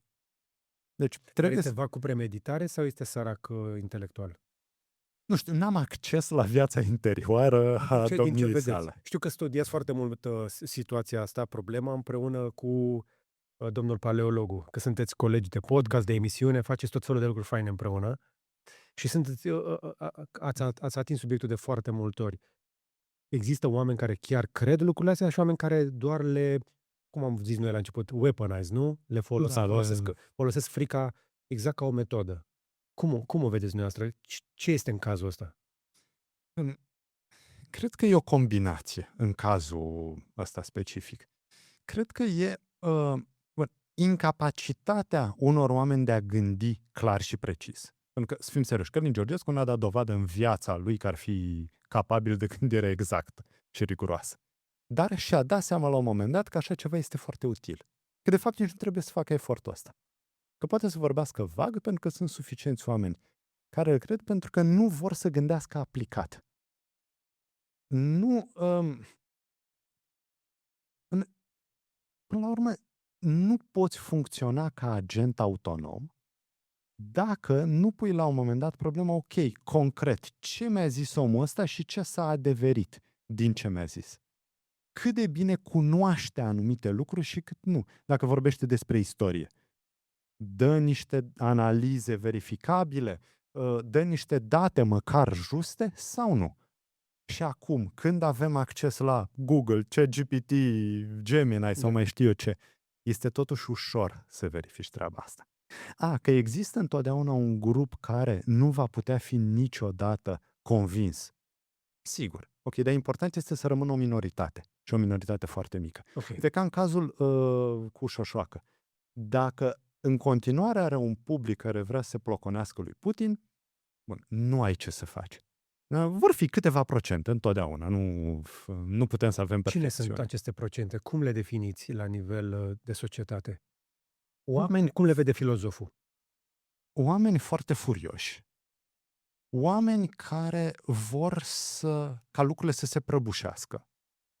Asta e o categorie. Sau de o categorie oameni care și-au făcut un calcul și se gândesc că ar putea să profite de pe urma unei preluări a țării, de mai știu eu cine, de radicalii de la noi, de o putere ostilă, de Rusia sau mai știu.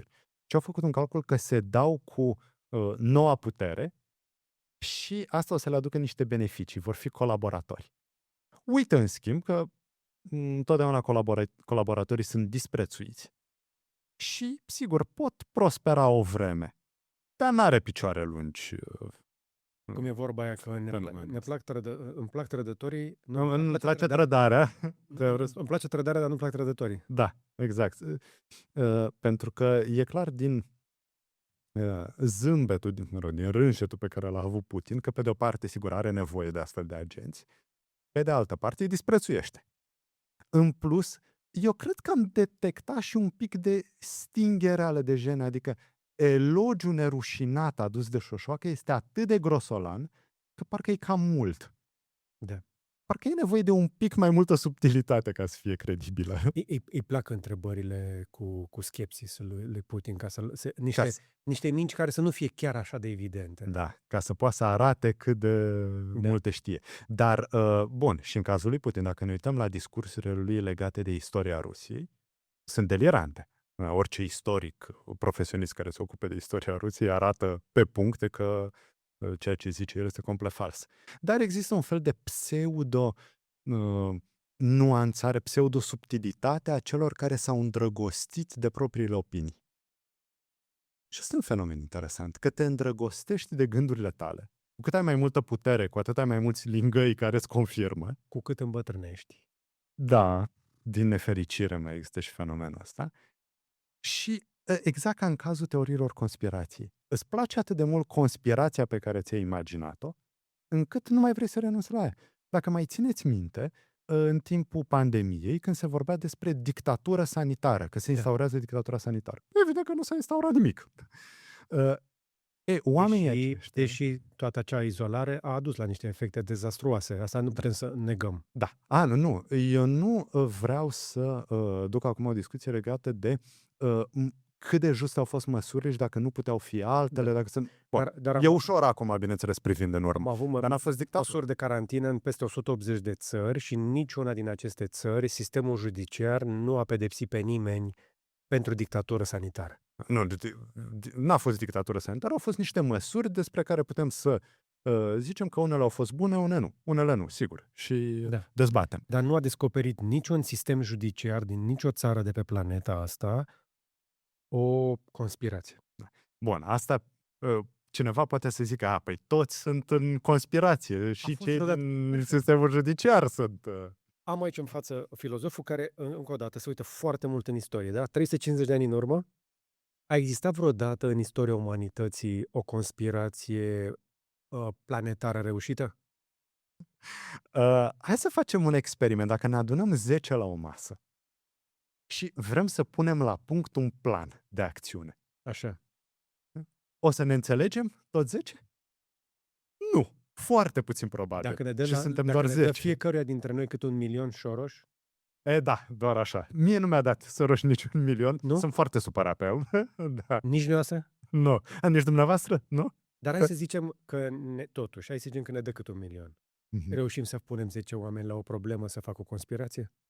Problema e că la început da, după care natura umană va ieși la suprafață și vor fi neînțelegeri chiar și atunci, după care o să crească prețul. 10 milioane, 100 de milioane, după care oamenii vor vrea putere, astfel încât să-și pună în aplicare părerile lor, viziunile lor și astfel încât să aibă mai mult decât ceilalți. Păi de ce să am eu mai la fel ca ceilalți 9 co-conspiratori? Eu să am mai mult. Deci, ideea că există planuri, conspirații, sigur că asta există, dar nu una planetară. Nu una care să implice pe toată lumea. Pur și simplu, sunt prea multe interese implicate, prea multe perspective, prea multe obiective și, în fond, nu putem să avem compatibilitate perfectă și armonie între oameni. Nu există așa ceva.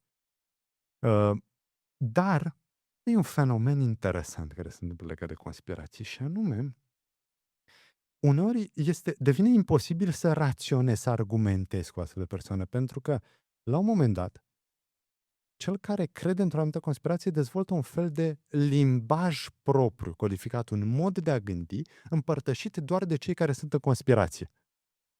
E un fenomen foarte interesant de bulă. Și acel limbaj le permite să se identifice și să comunice doar între ei, pentru că ceilalți sunt dușmanii, sunt adversarii, sunt dinamicii.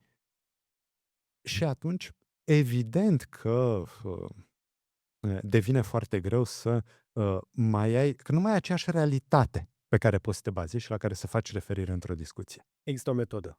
Am găsit-o, mi-am adus aminte de ea. Noroc că am AI-ul aici la îndemână. Fiți atent. Nu știu dacă ați auzit de teoria lui David Robert Grimes, publicată în PLOS ONE. El zice așa: chiar cu ipoteze foarte favorabile conspiratorilor, conspirațiile mari cu mai mult de 1.000 de participanți devin rapid instabile. Pentru o conspirație care trebuie întreținută continuu, pragurile aproximative sunt: durata secretului 5 ani, maxim 2500 de oameni pe care îi poți controla. Vezi proiectul Manhattan. Durata secretului 10 ani 1250, 25 de ani 500 de oameni, 50 de ani 250 de oameni, 100 de ani 125 de oameni. Pentru un eveniment unic, fără întreținere continuă, limita e tot mică, studiul estimează că pe la 650 de oameni riscul de expunere trece deja de 5%, chiar în scenarii optimiste. Deci sub 10 oameni e posibil. 10 greu, dar posibil, sute riscant, peste 1000 aproape imposibil pe termen lung. Da. Pentru cât de mari sunt statele noastre acum, e absolut imposibil să ai o conspirație care să controleze totul. Dar atunci când nu mai ai o realitate stabilă la care să faci referire, la care să faci trimitere, bineînțeles că cei care se află într-o bulă ideatică pot să zică absolut orice și să refuze absolut orice fel de contact cu realitatea. La fel se întâmplă în cazul vaccinurilor. Da. Dar înțeleg de ce anumiți lideri fac acest apel la divinitate, pentru că pare a fi o sursă de adevăr și ei se tot conectează la sursa aia de adevăr, nu? Dreptul divin al regilor. Da, nu? exact.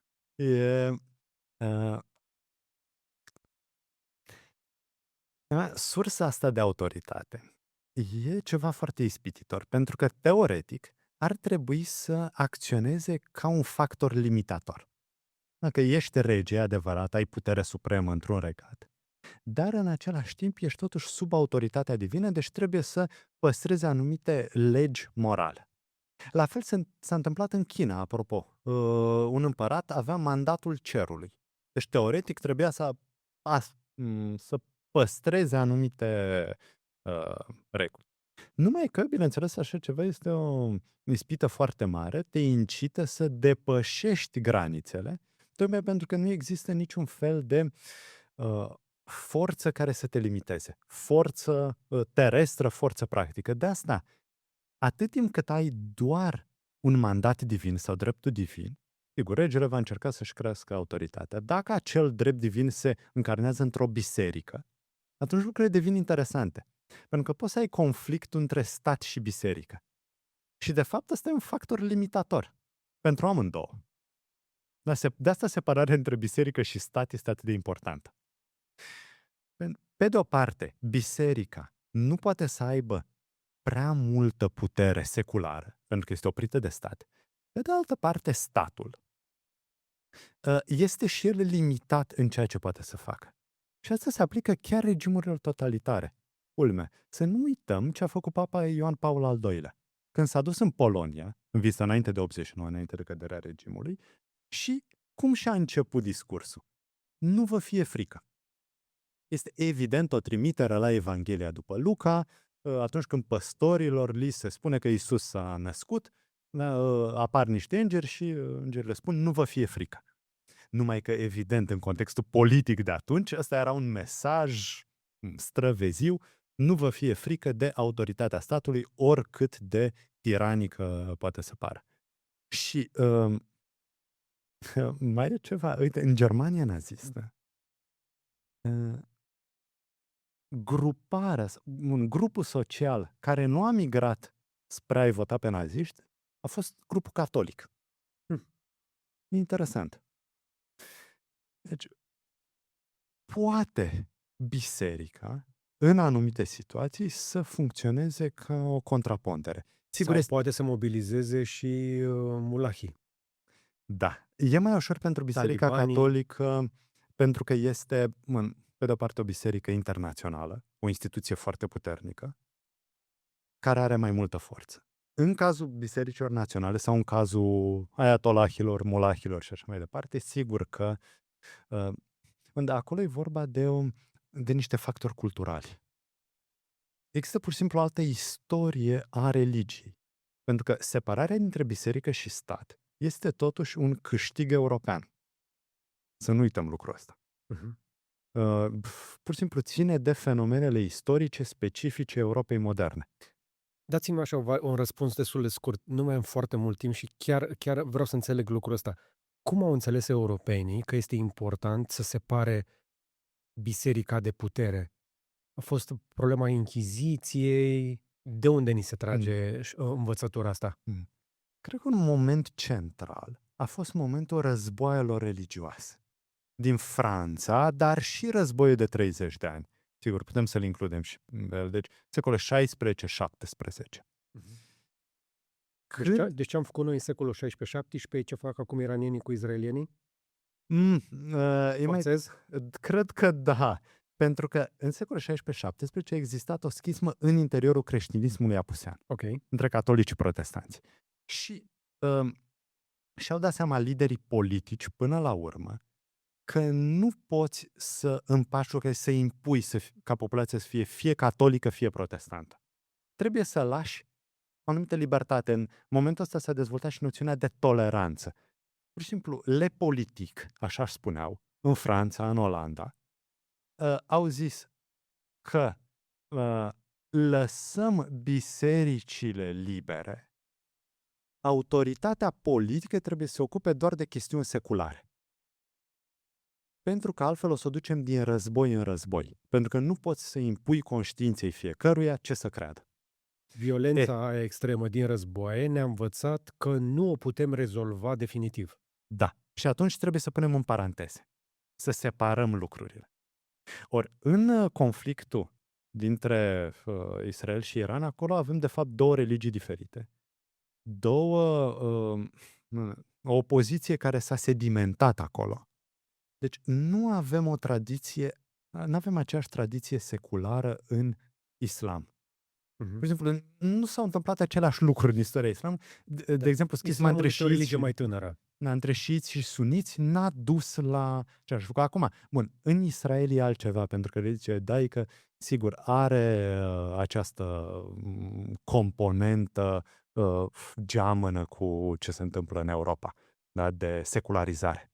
De separare între puterea religioasă și cea politică. Da. Acum, sigur că întotdeauna există ispita pentru anumiți lideri politici să se folosească de resurse religioase pentru a-și crește influența politică. Se întâmplă în Israel, Da. se întâmplă la noi, se întâmplă în SUA, dar, iarăși, să păstrăm acest câștig major pe care îl avem al, hai să zicem, civilizației europene.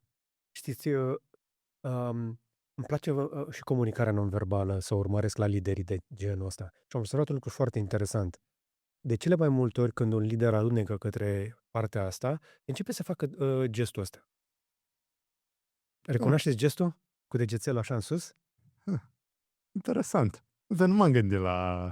Văd de foarte multe ori, pentru că este preluat de la tot felul de figuri din astea religioase care fac apel la pe mine m-a trimis șeful. Eu sunt cu șeful, dacă te iei de mine, te iei de șeful, de sus. Mi se pare foarte interesant cum oamenii ăștia fac acest apel la divinitate. Acum, despre divinitate cred că am putea face o serie. Aș vrea... De ce am deschis discuția asta despre divinitate? Pentru că este o sursă primară de frică, alături de celelalte, iar acum aș vrea să merg un pic la frica din prezent și frica din viitor.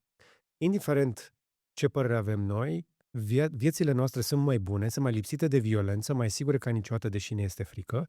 Am stabilit deja că frica este weaponized, este comercială, este industrializată împotriva noastră, iar acum mai nou văd un model nou de frică, folosită inclusiv nu doar de lideri religioși sau politici, ci și de lideri industriali, lideri din zona de economii foarte avansate, oameni extrem de inteligenți, ba mai mult, unii dintre ei care vând inteligență la tonă, dacă vreți, vând la vagon. Inteligență la vagon. Nu știu dacă l-ați văzut pe șeful de la Anthropic, Dario Amodei, care este un catolic, practicant, și care s-a dus la Vatican și împreună cu Papa a prezentat un document prin care vorbește despre riscurile inteligenței artificiale, în timp ce el dezvoltă cea mai avansată inteligență artificială și vorbește inclusiv despre toate aceste riscuri, în timp ce se pregătește de o listare pe bursă. Și mie, tocmai ce mi-a venit notificare acum 2 zile, că mi-a dublat limitele de utilizare, pot să folosesc mai mult dacă vreau, până pe 7 iulie, că urmează listarea lor pe bursă.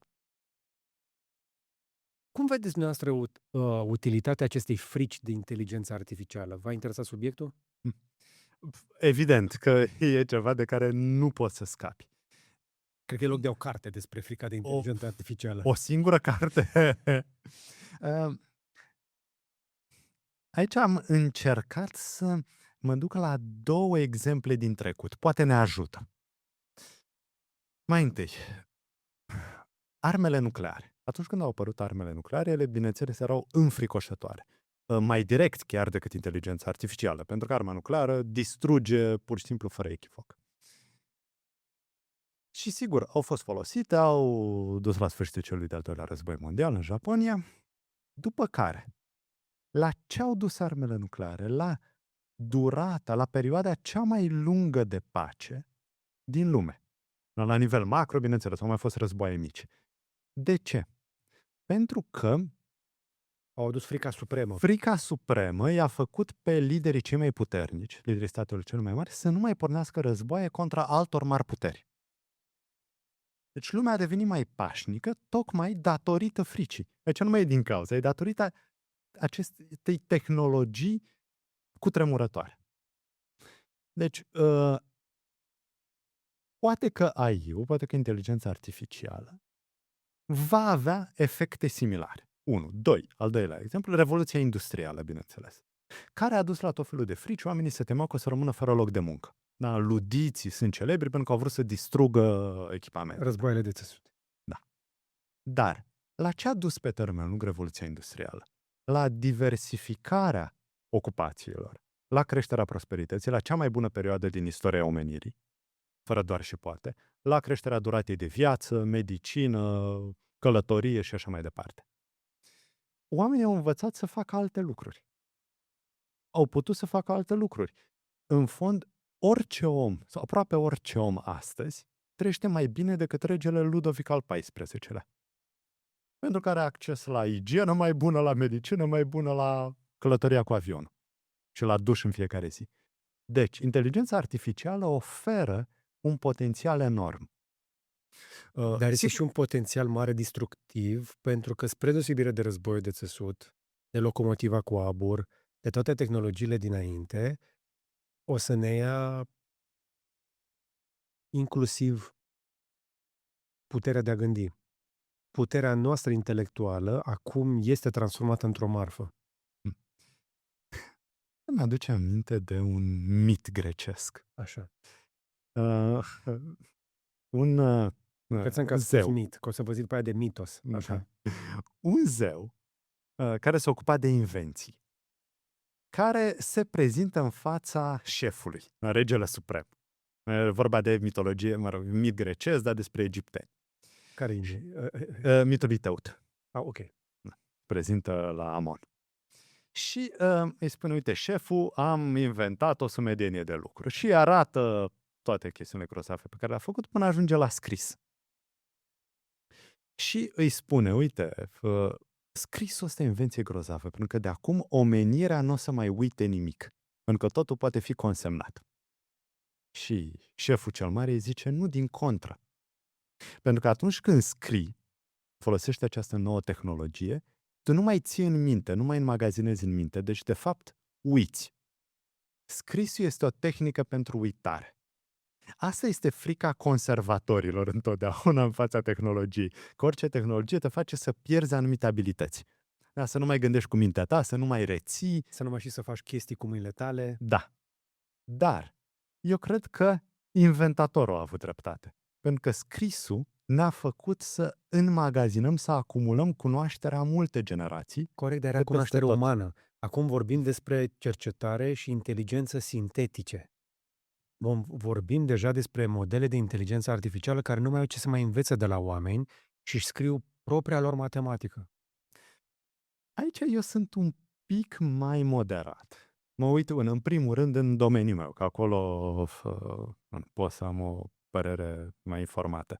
Și anume, inteligența artificială poate fi un ajutor extraordinar în, în studiu, în cercetare, în găsirea unor resurse, încă are probleme, încă halucinează, încă nu se poate orienta.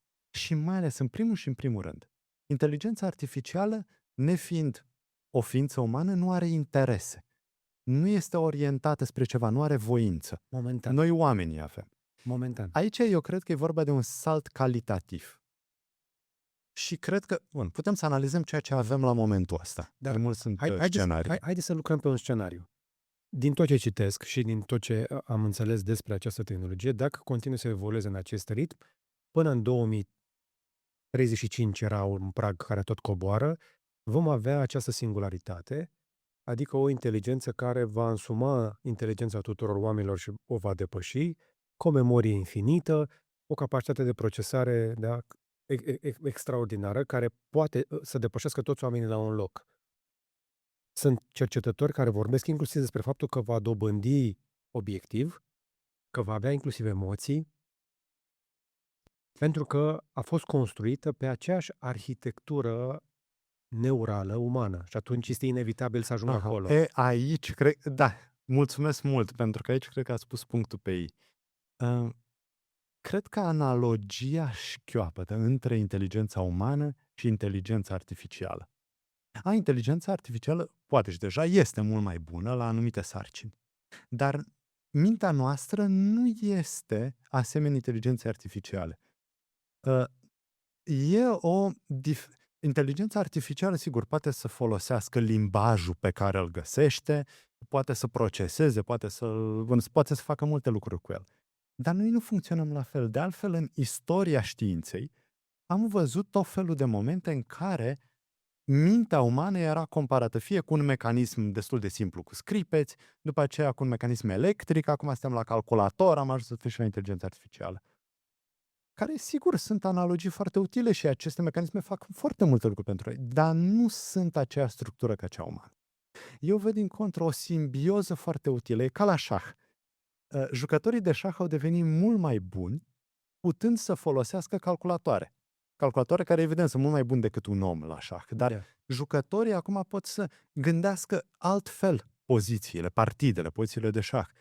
Și-au dat seama că există mult mai multe resurse pe care le pot folosi în felul în care gândesc strategia. Deci, eu văd mai degrabă o conlucrare din ce în ce mai bună, mai strânsă. Trebuie să învățăm toți să folosim instrumente de inteligență artificială, dar nu cred că e vorba de înlocuirea unui tip de inteligență prin celălalt. Una dintre temele noastre de cercetare este legată de ceva care mă pasionează în mod special, pentru că am mai avut discuții despre legătura asta între minte, creier și corp. De fapt, inteligența artificială în momentul acesta îi lipsește un corp, îi lipsește partea fizică, îi lipsește partea tactilă. Este cumva orb. Vede ce îi oferim noi, dar nu înțelege lumea cu adevărat. Nu trăiește prin... și nu are acest input senzorial, nu simte dacă e frig în încăperea în care funcționează, spre exemplu, și nu înțelege de ce ar fi important lucrul ăsta. Pentru că noi nu suntem doar limbaj. Exact. Suntem și alte lucruri. Ori inteligența artificială se ocupă în primul rând de limbaj. Ori noi suntem corpul nostru. Noi nu avem un corp, noi suntem un corp. Care e diferența între aceste două formulări? Dacă spunem noi avem un corp, suntem un fel de fantomă într-o mașină, care sigur poate să controleze mașina, dar nu e același lucru cu mașina și fantoma aia se poate decupla de mașină. Dar dacă suntem un suflet, doar o minte, un spirit, sau spuneți-i cum vreți. Se spune asta în toată ziua, că dacă iei un supliment, o să-ți faci mașina să meargă altfel. Dacă bei acest energizant, o să poți să faci alte lucruri. Cu mașina. Da. Asta e, cred, o dedublare care poate sigur, să meargă metaforic. Dar în practică, deci nu există o diferență între mintea noastră și corpul nostru, ci ele merg împreună.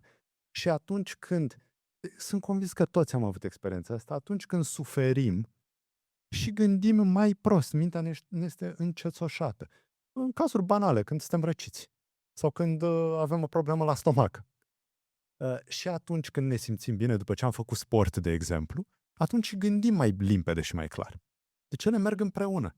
Nu sunt două chestiuni separate, ci suntem corpul nostru, așa cum creierul nostru până la urmă e partea corpului. Sigur, nu trebuie să confundăm mintea și corpul, dar ele sunt două expresii ale aceluiași lucru.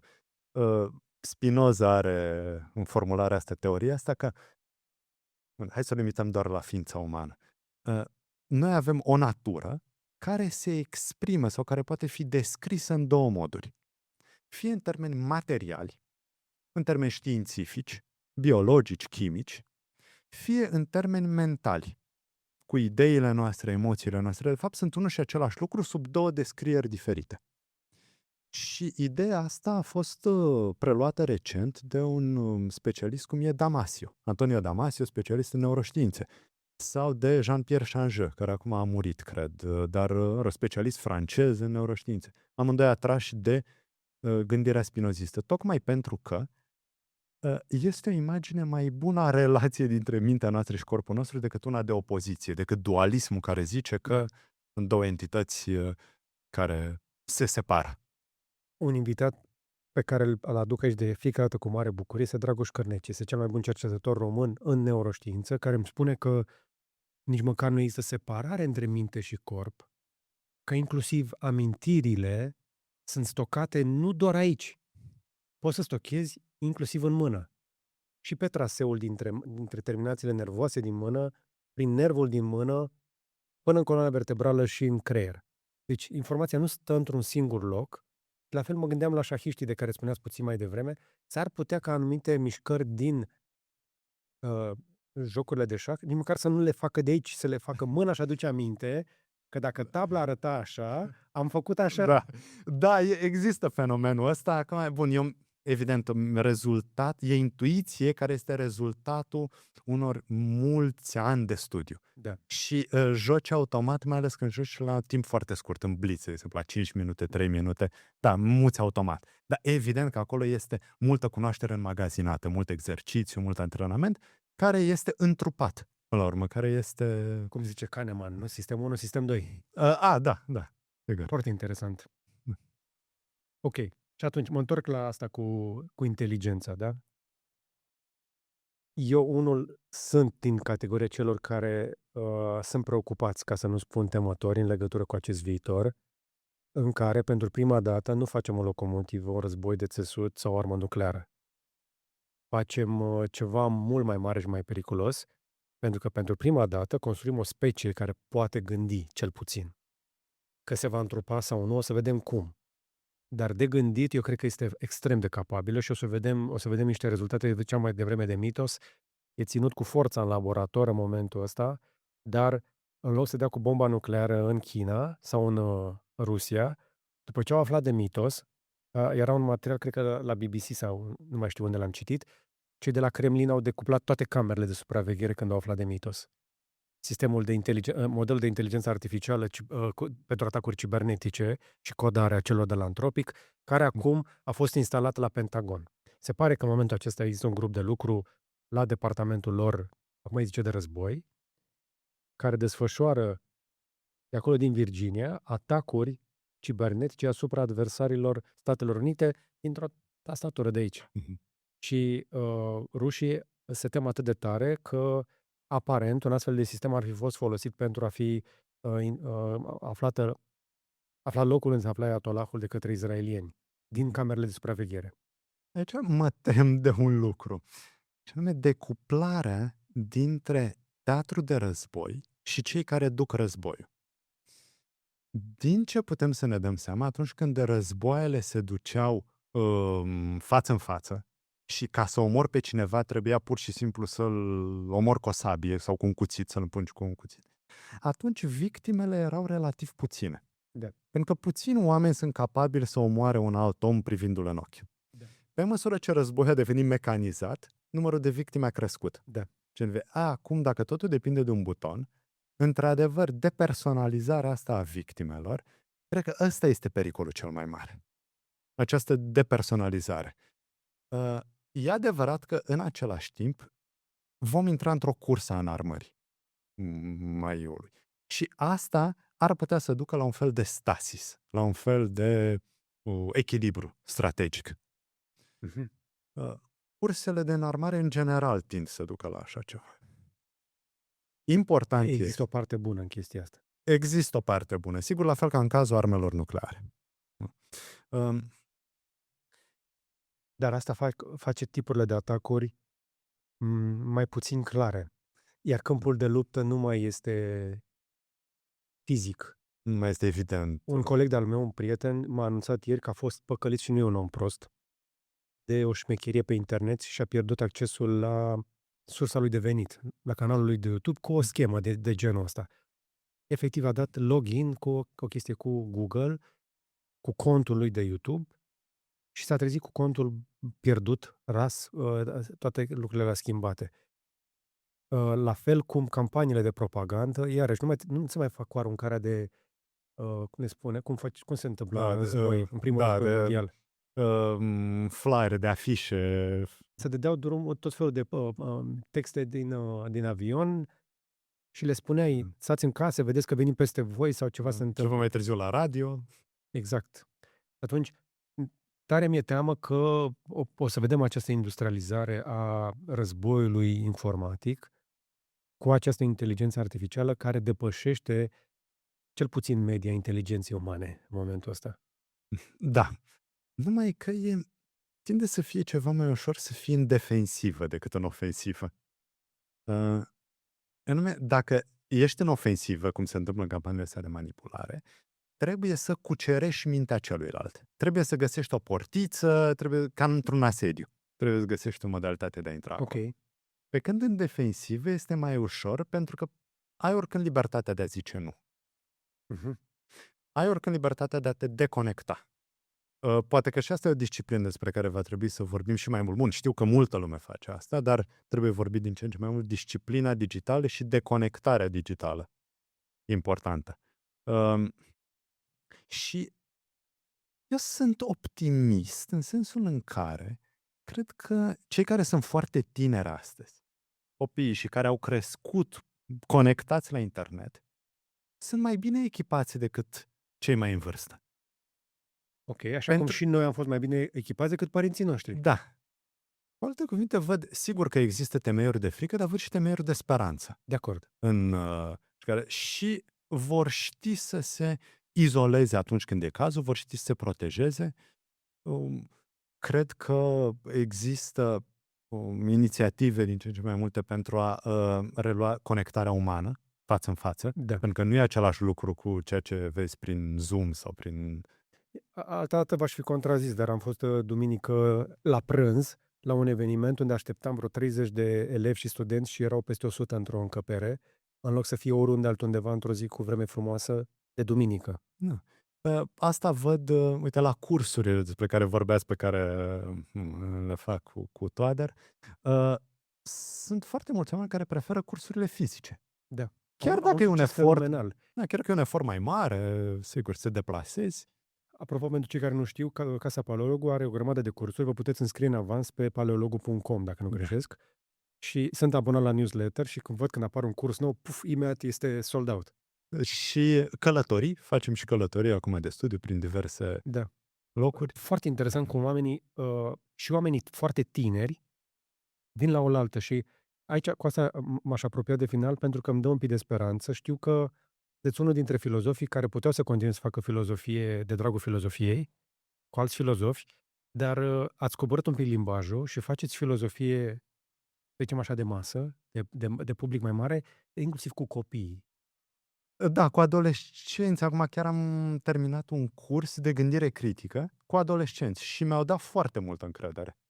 De fapt, a doua serie pe care am avut-o și dacă toți adolescenții din lumea asta ar fi la fel ca ei, eu zic că lumea e pe mâini bune. Foarte curioși, foarte interesați, știau lucruri la care eu nici nu visam la vârsta lor și nu e vorba doar de tehnologie, de istorie. La un moment dat i-am întrebat cine a fost Rosa Parks. Eu am aflat târziu și toți știau. Excelent. Și nu toți sunt pasionați de istorie neapărat, nu toți vor să aibă o carieră în...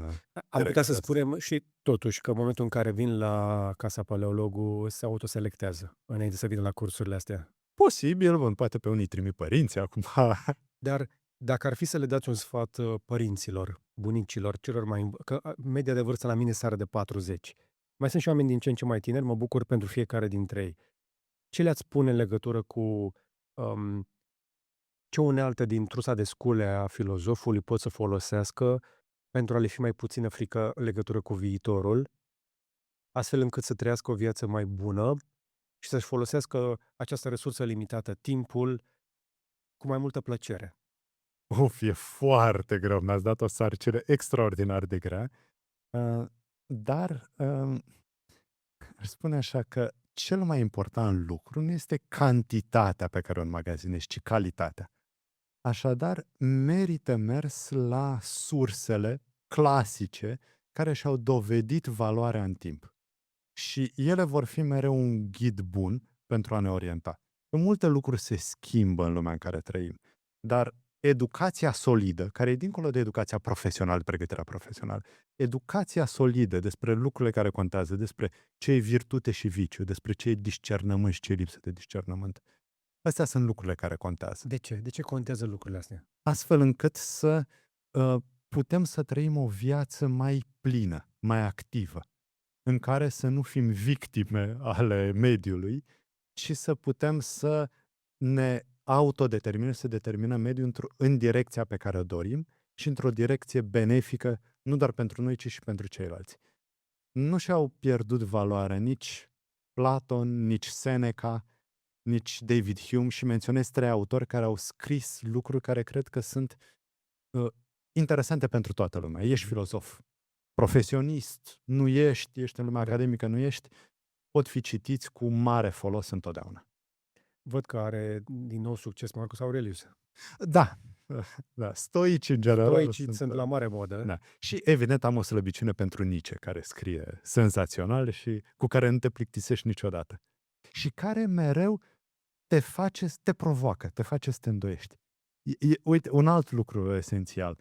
Dacă citești prea multe lucruri sau intri în contact cu prea multe opinii cu care ești de acord, ceva e în neregulă. Da. Am putea fi de acord că cel mai periculos lucru pentru un om este să înceapă să aibă certitudini? Cine e lipsit de certitudini? Să fim serioși. Da, să mai ciobim un pic blocul de marmură de certitudini pe care îl avem. Deja cred că e mare lucru. Am ajuns să mă atragă într-un mod interesant, dar încerc să nu las că nu vreau să devin chiar așa de stoic la capitolul ăsta, să mă răzgândesc. Când stau de vorbă cu oameni, mă dusesem la întâlnirea cu oamenii aceia tineri care vă spuneam, plecând de la prezumția asta, că oamenii din ziua de astăzi nu mai vor să facă, să dreagă, sunt plictisiți, sunt inactivi și așa mai departe. Toate stereotipurile astea. Și am descoperit iarăși, așa cum spunea și noastră, niște oameni foarte interesanți, foarte liberi în gândire, bine informați și asta îmi dă și mie speranță. Dar cred că cel mai sănătos lucru pe care pot eu să-l fac, pe măsură ce avansez în vârstă, este ca să nu mă fosilizez, să devin un bloc de marmură, este să regăsesc capacitatea de a mă răzgândi. O zi în care nu ne-am schimbat un pic o părere, e o zi irosită. E preferat să nu-mi schimb părerea la o televiziune de știri. Există atât de multe surse de informare pe lumea Unde vă asta. informați dumneavoastră? Bun, online, de exemplu, sunt dezbateri interesante, sunt documentare foarte interesante, sunt cursuri. E unul acum Mm. nou pe al doilea război mondial cu Tom Hanks. Tocmai m-am uitat la primele 3 episoade ieri. Da. E bun? Că n-am apucat să-l văd. Am văzut o reclamă pentru el. Da. Bun, unele lucruri evident Deci nu trebuie să treci printr-un război mondial ca să vezi cum a fost un război la mondial. Da, unele lucruri sunt arhicunoscute, unele lucruri sunt prezentate într-o perspectivă bună. Nu l-am văzut până la capăt, dar mi-a plăcut ce Ok. am văzut. Și am văzut mai devreme un film documentar despre generalul Grant. Ulysses S. Grant din Războiul de Secesiune. Și e acela foarte bun. Au făcut americanii pentru 250 de ani de la Declarația de Independență un documentar foarte bun pe PBS, amplu, vreo 12 ore, despre războiul lor de independență. Eu recomand și pe aceea. făcut de un regizor foarte talentat care face foarte puține lucruri de genul ăsta. Am urmărit niște interviuri cu el, fenomenal om. Are foarte puține făcute, dar le face foarte lungi. Da. Și bine documentate, excelente. Cărți, evident. După aia, surse. Trebuie citite mai multe. Uite, eu citesc, nu știu dacă pot să dau nume. Orice. Da. Wall Street Journal, de exemplu, Bloomberg, Financial Times. Sau în Süddeutsche Zeitung sau Le Figaro. Și încerc să citesc mai multe. La Republica. Nu trebuie citite din scoarță în scoarță, evident, nu asta e ideea. Dar poți să activezi notificările la ele și să mai vezi câte măcar una pe zi. Exact, da. Ora aia de care ziceați la început? Da. În ora aia să le bag pe astea? De ce nu? Deși ora aia, dacă e o singură oră, eu n-aș petrece prea mult pe știri curente, ci pe chestiuni fundamentale. Uite, în ultimul timp s-au luat premii Nobel în economie pentru cărți de istorie economică. Foarte interesante. Vorbeam de Philippe Aghion, dar ce a scris Mochier despre istoria economiei, ce a scris Acemoglu și Robinson despre de ce eșuează națiunile. Sunt cărți care oricând merită citite și care mai vorbesc despre o problemă, și anume în Europa, că vorbim despre problema Confederației și a Federației Europene, pare că ducem lipsă de încredere. Capitalul de încredere în cultura și în civilizația occidentală. Da. Pentru că ni se tot spune că am fost colonialiști, că averile noastre au fost furate, ca și cum toată această bogăție de cunoaștere și de civilizație și de secularism ar fi neimportante. Da, ne-ar trebui o discuție în sine pentru așa ceva, dar un singur lucru. Primele mari imperii coloniale au fost Spania și Portugalia. Spania, după aceea, a declarat faliment. De care știm noi. Pentru că au mai fost imperii coloniale și cu sclavie pe toată planeta, pe toate continentele. Sigur. Da, vorbesc de cele europene. Da. Ele au avut mari imperii coloniale, sclavi au exploatat ce au găsit în America de Sud și au dat faliment. Modelul economic a fost dezvoltat în Olanda, cel capitalist, în țările de jos și în Anglia și parțial în Franța. înainte să aibă imperii coloniale. Prosperitatea lor a venit din sistemele financiare, economice și după aceea industriale, nu din Da. sclavie sau colonii. Și sclavia a avut toată lumea în istoria omenirii, Da. până când niște vest-europeni iluminiști au hotărât că ființa umană are demnitate indiferent de culoarea pielii sau de context. Iar britanicii s-au urcat înapoi pe bărci și s-au dus să oprească sclavia. Da, au folosit cea mai puternică armă a lumii la momentul respectiv, flota britanică, pentru a opri comerțul cu sclavi. Multe lucruri de povestit, dar iată că dacă stai un pic și mi se învârte în minte vorba asta, este că 99% din oamenii care au trăit până acum nu mai sunt printre noi. Să ignori toată experiența lor de viață înseamnă să repeți toate greșelile lor. Și mă bucur atunci când pot să stau de vorbă cu cineva suficient de tânăr, Vai, da, vă mulțumesc! care se uită la istorie și poate să o explice așa de frumos. Pentru că avem această slăbiciune că suntem atât de ocupați încât nu avem timp să învățăm despre lucrurile importante și începem să ne uităm la istorie abia când începem să îmbătrânim, când poate nu ne mai folosește la fel de mult. M-aș bucura ca oamenii mai tineri să îmbrățișeze aceste idei și ora aia de documentare din fiecare zi, insist și eu asupra ei. Eu am mai zis metoda reflectoarelor colorate. Dacă toate sursele alea, nemții, francezii, americanii, chinezii, Al Jazeera, iarăși e o sursă foarte interesantă de documentare, dacă le pornești toate deodată pe o problemă, pe același topic, dacă îndrepți toate reflectoarele alea colorate în același loc, la final o să obții lumină albă. Și din toate lucrurile vor fi mai clare. Așa că sper că astăzi ați căpătat un pic de claritate împreună cu Răzvan Ioan, un filozof de care mă bucur tare mult că am reușit să vă aduc. Eu vă mulțumesc foarte mult! Puteți să-i cumpărați cartea despre frică. Este un pic mai tehnică, un pic mai multă filozofie aici, dar dacă vreți lucruri mai puțin filozofice și mai ușor de înțeles, mai mergeți pe la cursuri la Casa Paleologu sau în călătorii de studiu sau mai ascultați metope. Mai faceți metope, nu? Metope și podcastul Eu cu cine gândesc. Și Eu cu cine gândesc, neapărat. Un podcast foarte bun împreună cu profesorul Paleologu. Răzvan Ioan, vă mulțumesc foarte mult pentru vizită. Vă mulțumesc și vouă dacă v-ați uitat. Dați un like dacă v-a plăcut, un share să vadă și prietenii, un subscribe dacă n-ați făcut-o deja. Le mulțumesc mai ales membrilor noștri care ne susțin cu abonamentele lor lunare. Poți să devii și tu membru și să apeși pe butonul Join sau alătură-te. Așa ne finanțăm noi. Casa Paleologu face cursuri, noi luăm memberships și ne mai finanțăm și cu ajutorul sponsorilor din descriere. O să vezi câteva linkuri acolo, câteva resurse. Sub acest clip video o să vezi și niște produse de pe Gadget Boutique, gb.ro, acolo unde punem produse pe care le recomandăm după ce le testăm noi. Cam atât însă pentru astăzi, dar până data viitoare să vă fie numai bine.